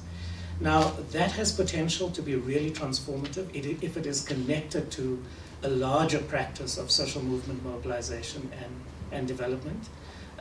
But if that's not there, it very quickly runs aground and generates a set of local conflicts, as we've seen in Mitchell's Plain and Khayelitsha in the case of Cape Town, that is really, really, sort of difficult to make sense of politically in any form. So I think we have very little understanding of what is going on. The research is poor. We have a very limited language to talk about land occupations, and most local authorities, and especially in the case of Cape Town, tend to go for a very legalistic response, as opposed to recognizing that this is a form of citizenship and it needs to be engaged with as a form of active citizenship, and therefore treated in a way with integrity. So yeah, so there isn't a single answer to your question, but I do think that with the intensity of it in the last few years, it does signal a much greater mood of intolerance with the lack of change and the lack of improvement in living conditions. And so it's important. We have to understand it better. So I'm just going to throw one more question out to the panelists, and then I'll open it up for Q&A. And that's really just thinking about, solutions for the future. And I wondered what role you see for the private sector, whether it's, for example, in social housing schemes or in any other way, infrastructure building. What role do you think they can meaningfully play in helping to create a more just city? Or do you think it's just there's a dilemma there because of the power structure that once you involve the private sector, it just then works against the poor? And any of my panelists can, or all of you can contribute if you like. I'll answer first, and I'm going to take the easy route and talk about private philanthropy.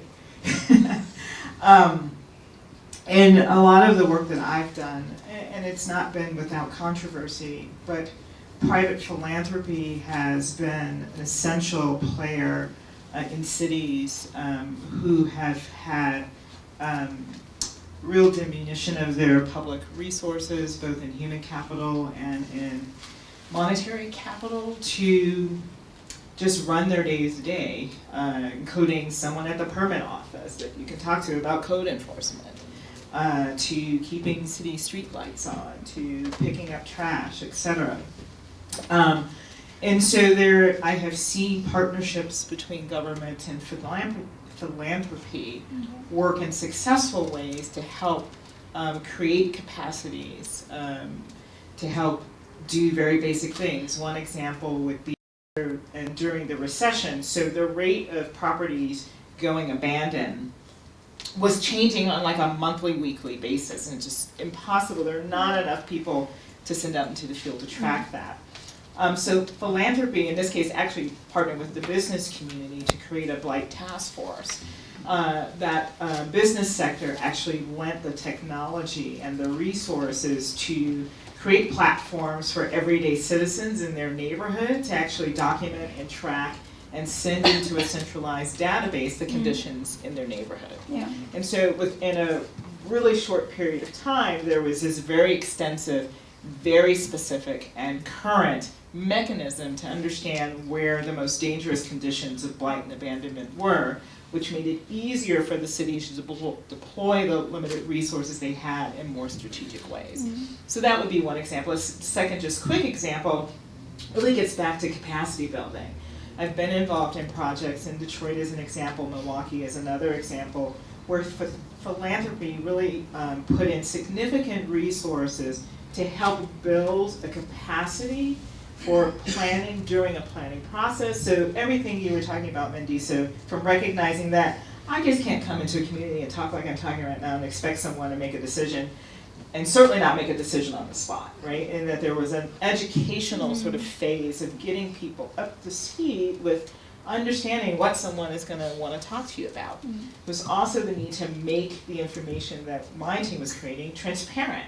Like, I can't have a conversation with you if you don't have the same data that I do. At least it's not a fair conversation. So philanthropy helped us build different mechanisms for creating education, awareness, preparedness to have a more informed conversation, but also capacity in building local leaders, people in the townships, in neighborhoods, where they were the conveners and facilitators of planning conversations, not me. Yeah. They were trusted influencers and voices and leaders, and they were going to be more effective at steering conversations, formulating conversations, knowing where you should have the conversation. We should have the conversation in Mrs. Johnson's house, because people will come to her house, they won't come to the community room, right?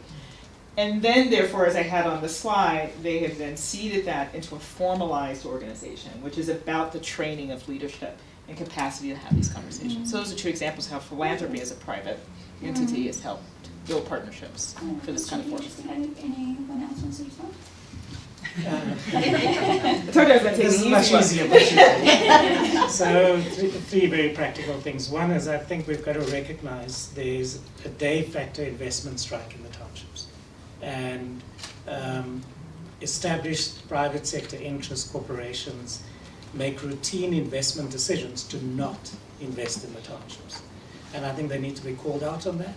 And I think they need to be convened by their leaders and by other actors in society to really get to the bottom of that, as I say, routine, day in, day out investment decision. It is absolutely ridiculous, given the size of our private sector and the populations who reside there, et cetera, et cetera. So that's, I can say more, but very quickly. Secondly, absolutely, they've got to do a lot more on social housing. And if you look at SAPOA's response to the inclusionary housing policy for Joburg, where they say, 20%, will never work, can't happen, unviable, etc. It should be 50%. and they're complaining about 20. So given that we have a zero base, we're working off a zero base. So you obviously have to do a lot more in the short term to at least get some stock that you can begin to trade. The third area is more to sort of an area of capacity building and so on. One of the things that is very specific to the township condition is the plethora of public institutions, schools, libraries, community halls, multi-purpose centers, and so forth, but they all perform at about 10% of their potential and capacity. What we don't have is a set of programs.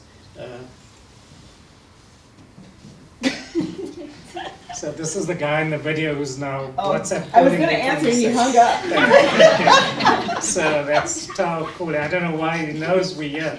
Anyway, he's feeling left out.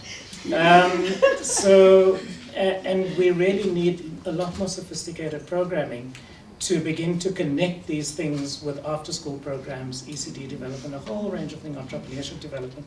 And private sector expertise can make a big contribution to build the institutional formats to begin to optimize existing infrastructure that is operating literally at 5-10% of their potential capacity. Thank you for that. I'm going to open up for Q&A, but before I do so, I'm going to ask our distinguished guest, Emily Thornberry, who's the United Kingdom's Shadow Foreign Secretary, if to maybe make some comments to see maybe the ways in which some of the things we've discussed resonate with her work and experience in London, and whether she has any questions for the panel. I'll just hand over my mic.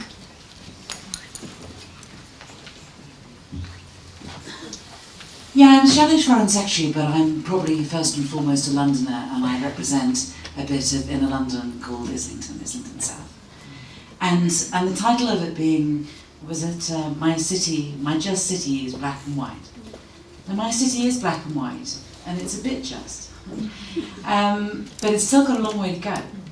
I mean, certainly in my constituency, the reason we have a Labour MP, despite the fact that it's an inner city seat where many of the houses are worth many millions of pounds, is because 40% of the accommodation in my constituency is social housing.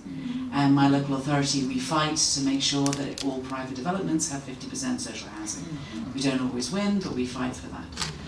But it doesn't necessarily mean that it's a just and equitable society. It means that people live cheek by jowl. It means that at the end of a £6 million house as garden, there will be an estate where there will be people who have the worst child poverty in the country. And we're just at the edge. We're 2 weeks into the Grenfell Tower inquiry, which a year ago, this great big tower in an area just near to mine, a couple of miles away in Kensington, 70 people were burnt to death when the tower block burned down. And they were black and they were white and they were Muslim and they were Christian, and some of them were born British and some of them became British later and some were migrants and some not. And the one thing they all had in common was that they were poor. And the inquiry is going to be looking at things like, why weren't there sprinklers, why was the place cladded in flammable material, why weren't the fire doors working. But the most important question it's going to be looking at is, these people knew that this block wasn't safe. And they said it wasn't safe. Why weren't they listened to? That is the question. And I think that this leads us on to the question about, in order to ensure that a city is fair, a just city, you can work up the planning, but actually you do still need to have good governance, and you still need to have good democracy, and you need to be able to have a community that is properly and clearly represented, because it's an ongoing task. And I suppose the question I have is anywhere getting this right? Can you look to any examples? Because as I say, in my city we strive and we try, but we're not getting it right. So are there any examples of good practice that we can all learn from?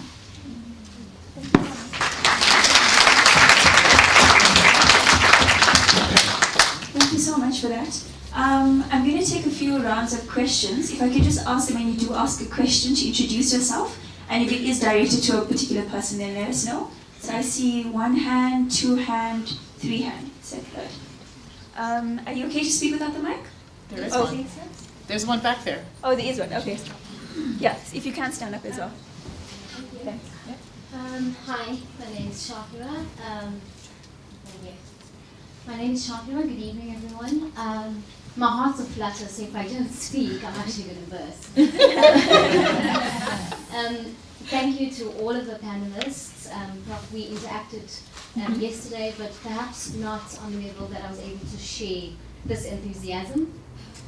Professor Peters, I've followed your work for many years, and Mandisa, your passion for your work is truly inspiring. I'm an architect by qualification and an urbanist.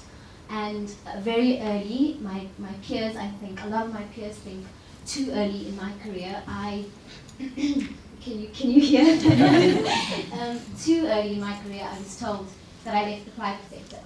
And so I'm one of those city officials standing here today, but I've spent the last 4 years focusing on social justice and focusing on how to extract and build cities. You call it a just city, I call it a human city. My focus has been marginalized communities and townships, and my biggest baby is a community called Noordgesig in Soweto. It's a previously Pallet township. It's nice. Okay, there we go. Some familiar faces. I entered the sector of the public sector because I realized as a designer that it needed to change from the inside. It was very easy for me within the private sector to be appointed by the city as a client to do the design, but not being able to change the thinking of the government and of the people that are putting this team together. So I sacrificed, as I mentioned, many of my colleagues' opinion, I guess, of me for selling out, and I switched sides. And I have no regrets, because I think it is such valuable work. But what you've shown here resonates so strongly with me and has given me so much hope. We started in Noordgesig 4 years ago. The biggest challenge for me was, besides the access to the services and the mobility, was the access to the conversation.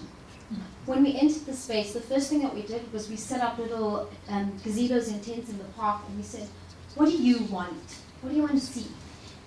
And the responses we got were very evident of the thinking that we have around urban space and urban development. Too often we think of it as service delivery in this country. That as a government, you are here to build a city that gives me electricity and water.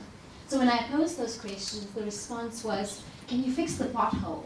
And there's this light that hasn't been working for a couple of months. And it was really difficult, as you alluded to, Professor Peters, to try and get the citizen to imagine a city and what that may mean for them. We are at a point, it was not easy. There was a hashtag that was started, Shakira must fall. That was the face of the system, right? But we have co-produced this. Wow. Yeah, lots of crying food.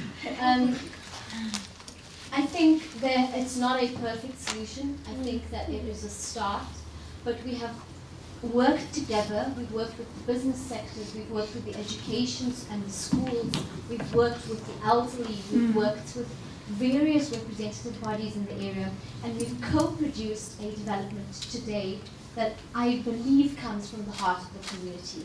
We are a few months away from opening the City of Johannesburg's most iconic library, because reading is the most fundamental activity that is holding this community together and keeping them from drug abuse and gangsterism in the area. We have these massive roads. We have these ideas, sorry I'm rambling because there's so many things, but the fracture between our policy making and our physical implementation is at the heart of the problem. So we have these policies of corridors of freedom, but then how is it translated on the ground? And so what we did was to dissect that, and we ripped up roads, because roads was a service delivery component, and we created a public plaza. And so I wanted to just thank you, Professor Toni, because you've given me another layer of this idea of a value system in trying to unpack that conversation. And I think another challenge is to bring everyone as a collective into this conversation, and my plea to citizens at large as a city official then is to say it is your responsibility to decide what kind of space it is that you want. Because if you don't do it, those people that are appearing to not have the knowledge are going to do it for you, and they're going to do it in a way that represents politics only. And so I thank you and I appeal to you guys, and I'll sit down. Thank you so much. At the back. Thank you so much. My name is Melissa. I was with Professor Griffin yesterday, so I don't want to ask any more difficult questions. But we were together with City of Joburg, so I think it's so great that you're interacting with these different constituencies. And I just wanted to ask a question, but / comment. I thought Mandisa, your statement was very powerful. Professor, your statement was very powerful. But I was just sitting here and I was so sad because I had invited some students to come from Soweto and the East Rand, and they were not able to come because they don't have transport. And there's no way for them to get home afterwards, definitely. So I was just wishing that we could have the same vibrant conversation in other parts of South Africa, like the township, the informal settlement, all different parts of the township, not just like go to the nice area of Soweto, but Vilakazi Street, go to the other areas. And have it not in English also, with, through translators. I just think that would be such an excellent thing because people could imagine a city once they hear all of this. Thank you.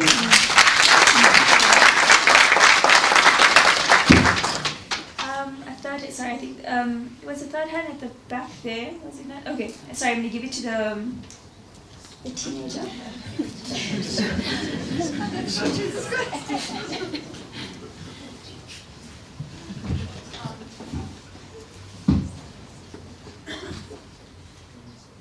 Hello everyone, my name is Masako Solomons and I'm from Novo Pioneer. So I have two questions. So with regards to the control of the conversation in regards to shaping the city, and you spoke about neutrality, being neutral. So how neutral is neutral? Because in my experience, people get to make decisions. It's like you're always on one side of things, You can never be in the middle completely. You're always on one side in terms of, you can emotionally, socially, economically, religiously, and there's always some kind of bias. So how do we actually determine how someone is neutral? Okay, and then in terms of inclusiveness, as a student, I'd love to be included in most of these conversations. My opinion should be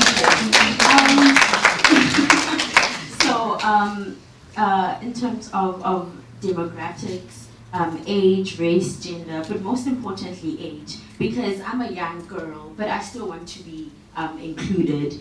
And I know that sometimes, you won't really get most of the opportunity because you are not qualified enough or you're still young and stuff. But then I guess, I am a citizen as well. And the decisions that are made impact me because I'm growing, and as a citizen, you want to grow into a space where you're able to grow yourself and you're able to succeed.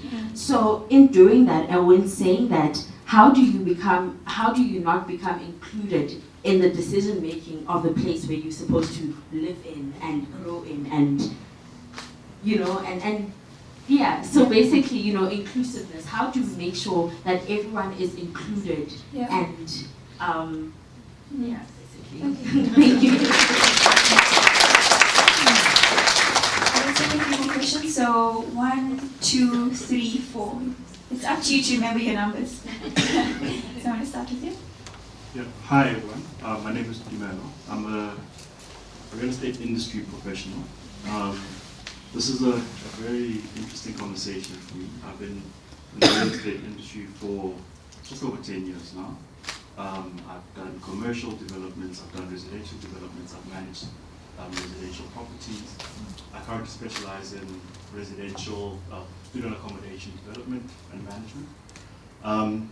And I think, if I may sort of speak for the industry, and first of all say that Professor Peters, I think you're absolutely right.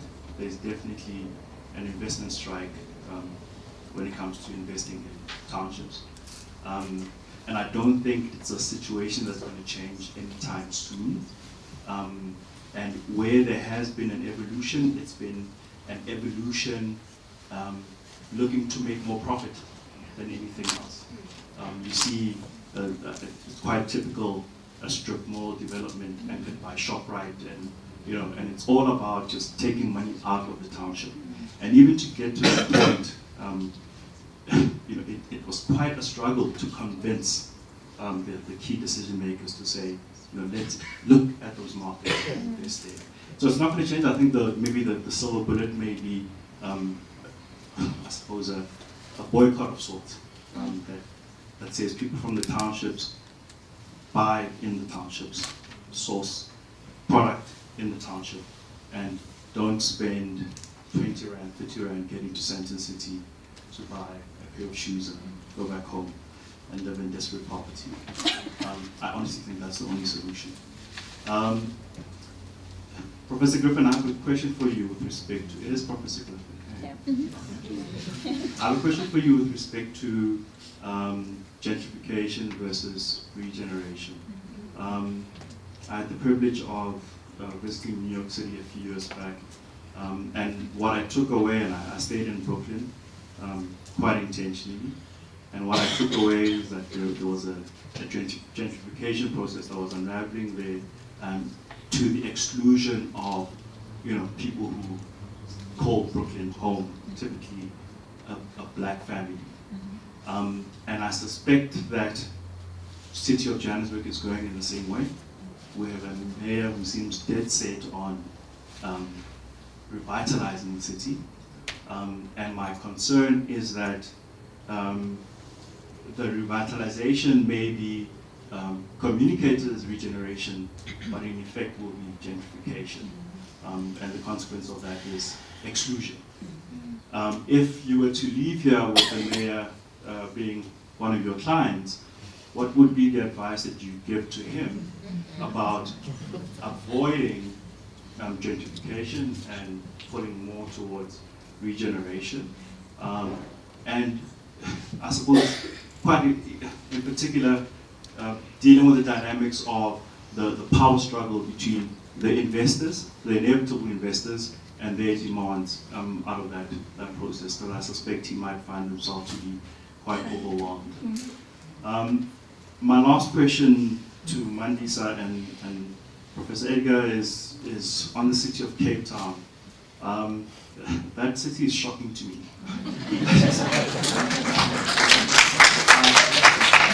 It's an absolutely beautiful city. It's probably the primary attraction when you look at global citizens looking to travel to South Africa. They look to the city of Cape Town. And it therefore represents what South Africa is to the outside. And I've traveled to Cape Town quite a lot. I've never lived there. My brother lives there now. I'm actually quite worried about him. and I say that with deep concern. I read an article just before I came into the session of a young black professional. I didn't catch her name, sorry. And she's an accountant by profession, if I'm not mistaken. And she quit her job, a very good job, to leave the city of Cape Town because she felt like a minority in the city of Cape Town. And we know the numbers don't suggest that she's a minority. But it is so true. Yeah. I can imagine that experience, and to live that experience on a daily basis must be absolutely horrendous. And the question I have is... last question. Sorry, I'm just translating that as an American, so... I'm sorry. And I suppose it's two sides of the same coin. To Mandisa, why is it that the people of Langa, Guguletu, don't invade the Cape Town CBD and claim it as their own on a daily basis? And Prof, why isn't it the city? Oh, what is it? Is this the last question? Part 1 and part 2 of the last question. Okay, good. What is it that the city of Cape Town is not doing about the circumstances in Cape Town, being a very well-run city, to make it more inclusive? Thank you so much. And just to say, we are going to have a time afterwards where there is going to be refreshments downstairs, so we'll have time to further engage with our speakers. So 3 more comments. No pressure to be brief. But, yeah. Thank you so much. Sorry, just 1, 2, and then 3. Yeah. Hi there, my name is Megan. I do research at GCRO and UJ. And my question is, outside of China, which is probably the only country that has, or one of the few countries that has a long-term predictable assessment of their political outcome, how do you reconcile a long-term incentive or long-term ambition, like spatial integration, with the short-term incentives in a political democratic system like in South Africa, like in the States? So maybe there's Any particular person you're directing that question towards? Anyone? I'm looking at you. Okay. All right. I think you might 30-minute preamble. Okay, thank you. Sorry, so I have a question here. Okay, I'll pass my mic. There we go. I can speak without that. Okay. Good evening, Professor Griffin, thank you, Wandosa, and Edgar, thank you very much. Professor Griffin, your lecture resonates. I have had the opportunity to live in Chicago, Milwaukee, and I have also had the opportunity to live in Cape Town, just responding to you. And also, I was born in Nigeria and lived there. So, you've raised a very important question, and I'm going back to what Edgar began to say about the trope. With what paradigms might we then look at a city like Kinshasa that probably has all the challenges and those that you've mentioned, lack of services, pure lack of dignity, or Kibera in Nairobi, or the city of the dead that has become the city of the living in Cairo, and so many other places. Now, it would be very easy to say, well, once we have good governance, or if the civil war were to stop, the extreme case, Mogadishu, Somalia, with what paradigm should we look at those cities? Keeping in mind that these were once colonial cities, but they've been governed not at the extreme of apartheid in South Africa, or United States separate but equal. So, it's a very important thing to open up that discussion to contemporary cultural global economics. I think that's what I'm hinting to, because my sense is that while I appreciate and we do not demean memory or the injustices of the past, it appears to me that it's much larger than that. Thank you. It's for the panel. Now, last question. I'm Amanda Wild from Cincy Healthcare. We're in the business of healthcare. We're more specifically in the business of wound care, and it's a very blessed area to be in because it has a lot of parallels with the country. When we set up our business, and I think we have a lot of parallels here, not just in the health sector, but in the business sector with everything that's going on, we looked for a business model that would and was originally designed to achieve fairness and reconciliation. So rather than necessarily ticking the tick boxes, because we do have legislation in South Africa, a lot of legislation to try and make things right, and it hasn't necessarily made things as right as they should have been over the years. We hunted high and low. We found a business model in the UK, John Lewis Partnership, that was originally designed to achieve social class reconciliation and fairness. Our problem is the lack of weight in terms of it would take every business in the country to be standing up and actually saying reconciliation and fairness is a good thing, we all believe in it. Our salary, top 10, bottom 10 is 7, the national average is 100, in the JSE it's 300. We work on the notion of a living wage, not just a salary, if that makes sense. How are you going to move the enormous amount of people that need to be moved in South Africa, both physically, mentally, and metaphorically, if it's not for every single business standing up? And it strikes me that it's very similar when it comes to where you live. You're looking at upgrading something that in the ideal situation or the neutral situation shouldn't be existing in the first place. So the notion of why would we even think of upgrading it when what we should be doing is building a much better country in the first place. So I think, how do we build that weight of enough businesses, enough groups, enough civil groups actually standing up and saying enough is enough? And actually we really do need to get to grips with the notion of what really is fairness in the world, what really is reconciliation in South Africa, because we've not tackled it. We've looked too closely at the economics. And just as an encouragement, I would say that by putting reconciliation and fairness first, we've tripled a business in 7 years. We've inverted a 70-30 white-black business into a 70-30 black-white business. We have achieved all sorts of wonderful things, but it took a fundamental embracing of what the things were that were important, and there's not enough weight of enough groups standing up to actually say what is important.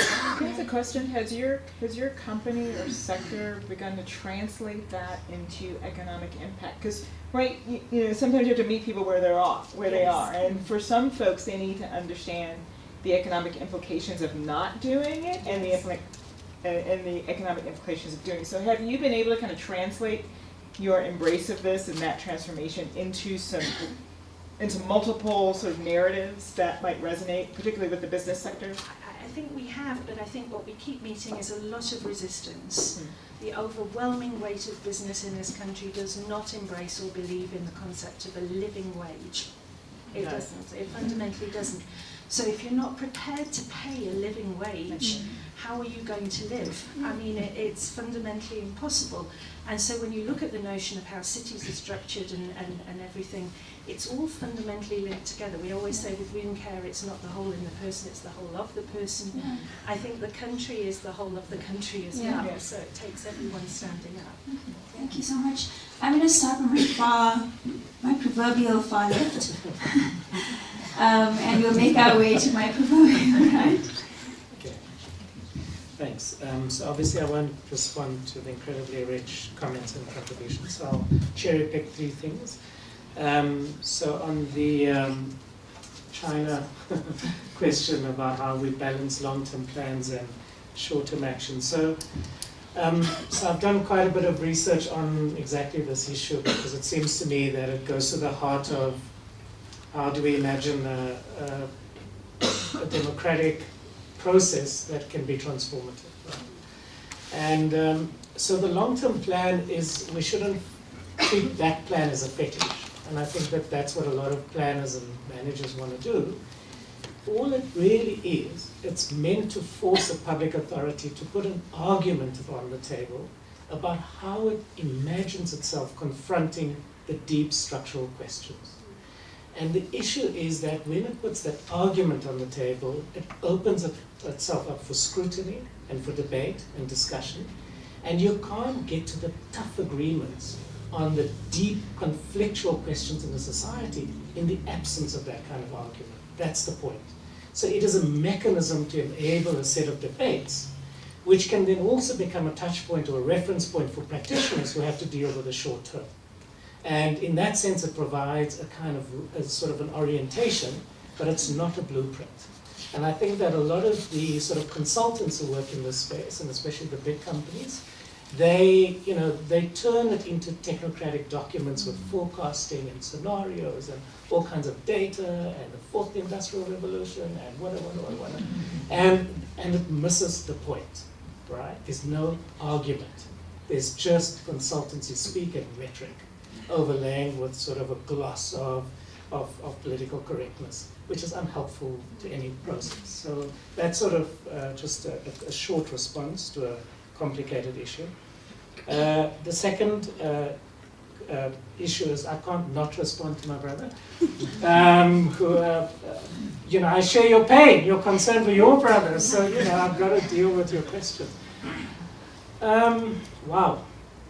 I mean, so we're in polite companies. I can't say Cape Town is effed, but it is. Right? So I was born in Elsies River on the flats in Cape Town, and I've lived here all my life, except for when I've studied abroad. So the city's in my veins, and so I can speak with a certain forthrightness about it. Middle class, elite life that anchors, that benefits from Cape Town's economy and its environment and its quality of life is a bubble. And it is able, through a whole range of mechanisms in the state and in the way the private sector operates, hence I'm talking about investment strife, the geography lends itself to cut itself off from the real city. And that's the fact of Cape Town. And if you're a black professional, you nominate to live in that bubble because you don't want to sit in the traffic for 3 hours a day to get to work. And when you nominate to sit in that bubble, your life is awful because you are forced to live a daily reminder that your culture and your identity and your values and your aspiration and your history does not matter. There's no reflective surface in the public domain, in public discourse, etc., to deal with the Africanness of the city. So that's a fact. And the ruling party who currently runs the city has zero interest to deal with this, to acknowledge it, and they don't have the internal competence to even pretend that they are. That's the fact. That's just what it is. So your brother is in trouble, right? There are ways and means of, figuring where your peeps are and making that work, okay? And so I think that there are ways in which one can live a different Cape Town. That's hard and it's difficult and not easy, and if you have a tough professional job, it comes with a cost. But it is possible, and the point is that we do need those people to stick it out because we've got to transform that place because it's a resource for all of us, right? And its potential is incredible. So I want to end off with your fantastic testimony, which is what I felt, it was a testimony. And I really appreciate it because when everything is stripped away, it boils down to that kind of slog and the commitment to just stick it out. And there's no other ways in which cities get built, and there's definitely no other ways in which fantastic cities and places get built. So I found enormous inspiration from the example. I definitely want to hook up and find out more about, sort of what's the detail of the work, because as a teacher, I need case studies, I need examples, I need exemplars of the stickiness and the reward of allowing oneself to be embedded in that stickiness. And so, I definitely see, sort of a fantastic opportunity to learn from your practice, and thanks for sharing. I'll take just two questions. Just in addition to, I think, Megan's question about China and how we balance the long-term plans and uncertain politics. And this is my opinion with South Africa, that I don't think we have figured out what a just South Africa looks like. And had we worked that out, it wouldn't matter who's in power. We would all be working towards that. So what is a South African dream, if I were to steal from? I want you to, yes. What is a South African dream? Have we figured that out? Have we done the work to actually reimagine a South Africa that is all-inclusive? Once we do that work, it doesn't matter who is in government, we will all be working towards that, and I don't think we've done that work. Therefore, we will always battle with this effed up situation. As for Cape Town, Prof has done a great job in explaining what's happening in Cape Town. And your question about why people haven't invaded, I don't even want to say invade because, that's such as that people don't belong.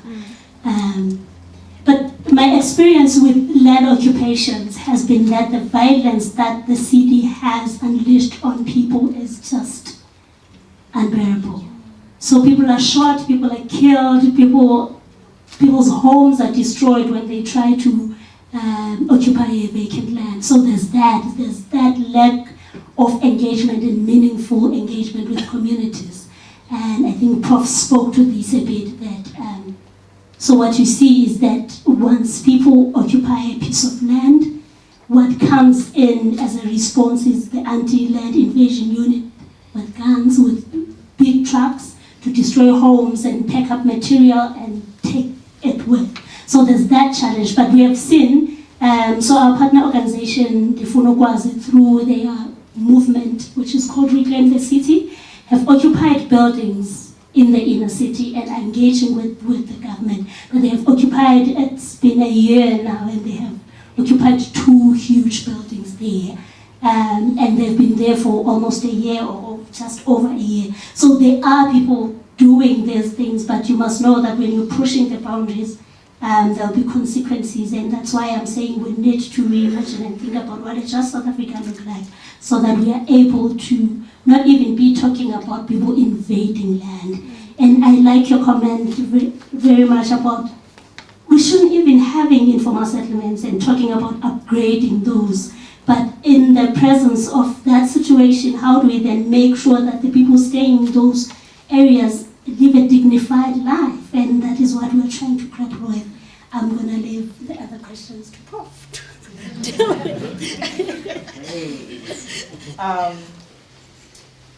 I honestly don't know how to answer your question. I was hoping they would, because they're at least of the continent. I just don't know those contexts enough, and I think what you were alluding to is that politically they're so different, and so to push that trope aside and then to try and address your comment is just something I feel very ill-equipped to do. So my apologies. I can hand it back, and you can try to take it up until we make sure we answer all the questions. To the young lady in the back, the student, you are going to be sitting here someday, I just know it. So that I have no doubt about. I don't know what you'll be talking about, but you're going to be doing this for certain. And the fact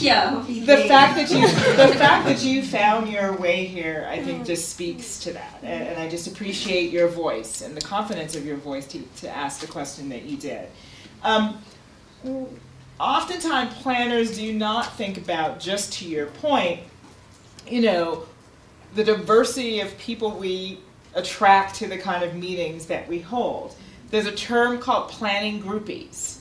There is a caricature of the typical person that will come to a meeting to talk about planning. It's either the person who has a grievance, and I have created a forum for them to express their grievance, whether it's what I have set the meeting up to be about or not, or it's the person who spends their free time thinking, talking about planning, they're very active in their neighborhood, they know everything, and they're going to come too. We often don't design formats to think about you and your cohort. In Detroit we actually developed something called Detroit 24/7. And it was a 2-week, 14-day digital game, explicitly designed to go into communities. Again, here's where we had to find leaders who we knew could access the different community spaces where people your age were, introduce them to the exercise, and ask them to talk about the future they wanted. Because in fact, the work that I do today on the plans that I'm doing right now are for you, right? Because the people I'm talking to right now are going to move, go do something else. I'm trying to figure out the next 10 years when you're going to be 28. And you're going to be thinking about where I want to work, where I want to live, where I want to raise a family. So it's really more essential that you be in my meeting oftentimes than others. So we have to think about very specific types of interventions that you would be interested in participating in. And so we're actually starting to think, people who are doing work like me and people who do civic engagement as a profession have really actually been thinking about digital ways to engage you, the way we would use social media to bring you into the conversation. There are things we did like telephone town halls that we actually targeted towards people your age to all get on the phone and have big conversations. But it starts with intention, and we really have to do that. I would also say I'm always interested in, because there's so few people who look like me, and I'm often thinking about how to get people attracted to the profession, we have got to start thinking about how these issues of, your question about how do we teach people to learn this, it's got to start in schools. There used to be a time in Chicago where the plan of Chicago was a part of the curriculum of your elementary school. Like, you learn the plan of Chicago. This is basic civics. And I think we need to start thinking about how that gets incorporated. And people like us who are in the academy, who have programs that we actually do outreach to high school students, I think is a portal to that. On this notion, and it kind of goes back to this sort of question of your question about where does the private sector stand, and I really appreciate you using your business as a platform. It also gets back to the point I was making around how you set that diverse table. In Milwaukee, we could not have started the work we were doing without the president and CEO of Johnson Controls, who makes all these different widgets, Republican, in a Democratic city, had recently only come into the helm of being CEO of this corporation, but landed his business in the city and was thinking about expanding and bringing more employees to the business. Therefore, it was in his self-interest to make sure that the city was thriving, doing well, doing prosperous, and trying to push growth forward. Having him seated at the table with the mayor and with heads of philanthropy was really essential. So this question of how can Johannesburg begin to build this table of champions, and it may be slow, but you've got to start figuring out how some of these captains of industry, captains of political spaces, captains of nonprofits, captains of working in the trenches, can begin to create these coalitions to start figuring out the futuring of the city with professionals like us. And that was really essential for us, and perhaps the head of your corporation can begin to enter the, get over the fear of entering a conversation, because they have to take some sort of risks too to then lead in the conversation in different ways. I hope that happens. I've been forced to talk about gentrification, so it seems. I have a much longer answer to it than I likely have time for, but I'll say this. Let me start with this. You were in Brooklyn. I live in Harlem. Two of these historically black neighborhoods that are experiencing gentrification, and it's real. Gentrification, and you have to. And I imagine that there would be 10 different definitions of gentrification if we were to ask this room. But the fundamental one is always predicated on an increase in economic value. Right? That's its fundamental definition. Others would then layer onto it this notion of race, economic class, and displacement. I draw the line between the other three and displacement, because there are forms of gentrification that do those three things that don't necessarily displace people. Downtown Detroit is an example. No one lived in downtown Detroit. There were no businesses in downtown Detroit. But there is investment that is happening that is actually creating economic value and creating income and wealth for, and I don't know how diverse the population, but it is. And we could split hairs about whether or not you want to just call that good revitalization or gentrification, but in some circles people would call that. There are forms that do create displacement. They create involuntary displacement as rents go up, services leave, and people feel like they can no longer afford to live there. There is also voluntary displacement, when people make choices that, my property has escalated in value, it's time for me to extract my equity from this and make another choice. All those dynamics are happening in New York. What's interesting, though, is a study done by researchers at the University of Portland called Lost in Place. And it examined 1,100 different urban areas in the United States that had suffered from systemic poverty in 1970. And it looked at where they stood in 2010. Who wants to guess how many of them were gentrifying? Take a stab. Anybody? How many? 90%? Is that what you said? 90. 1,100 areas, 100 had gentrified. 1,000 of them, 90%, were still in poverty. His report is telling us we're caring about the wrong thing. Not the wrong thing, but we're putting a whole lot of emphasis and public media dialogue on this phenomenon of gentrification, which is real and does have negative implications. We are not spending enough time talking about the areas that have been living in long-standing spatial poverty and isolation. So let's reevaluate some of our priorities. That being said, what I might suggest to your mayor or any mayor is that what we have to do in cities where the market is starting to invest in areas, and you could argue that there are some areas here that should see more value, that we should begin to create mixed amenity and mixed income.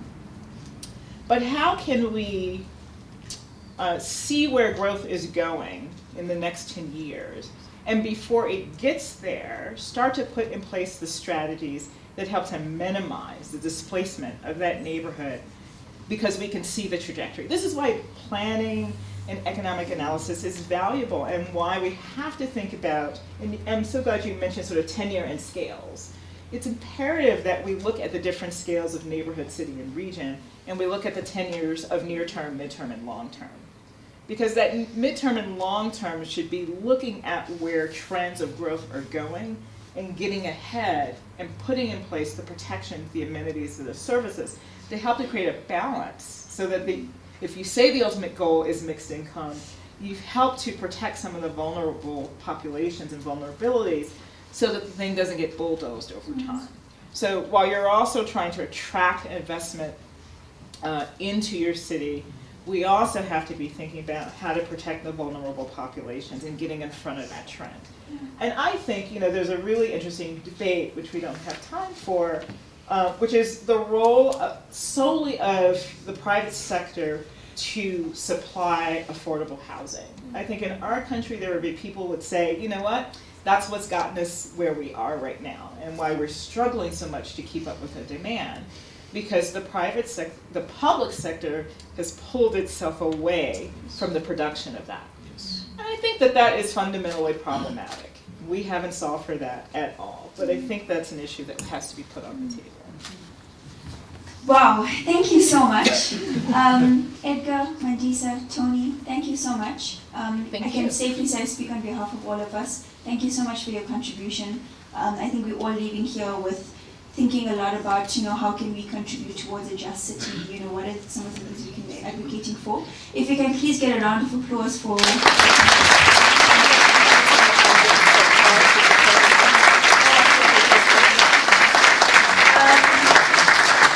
Just some quick round. Thank you so much. Lunga did mention people in the beginning to thank.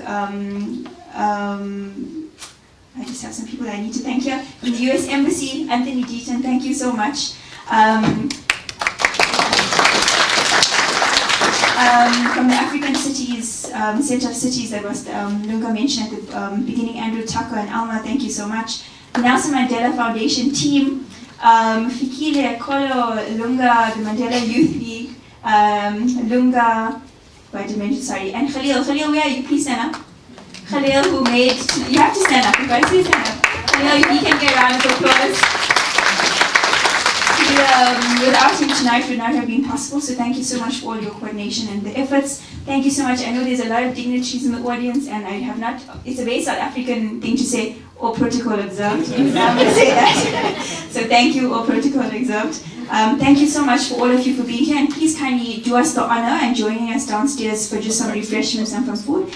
And Professor Toni just reminded me, for the people that have helped them with the research that they conduct and filling out those little postcards. You can hand them to Natasha and Nirali as you leave. Okay, thank you so much.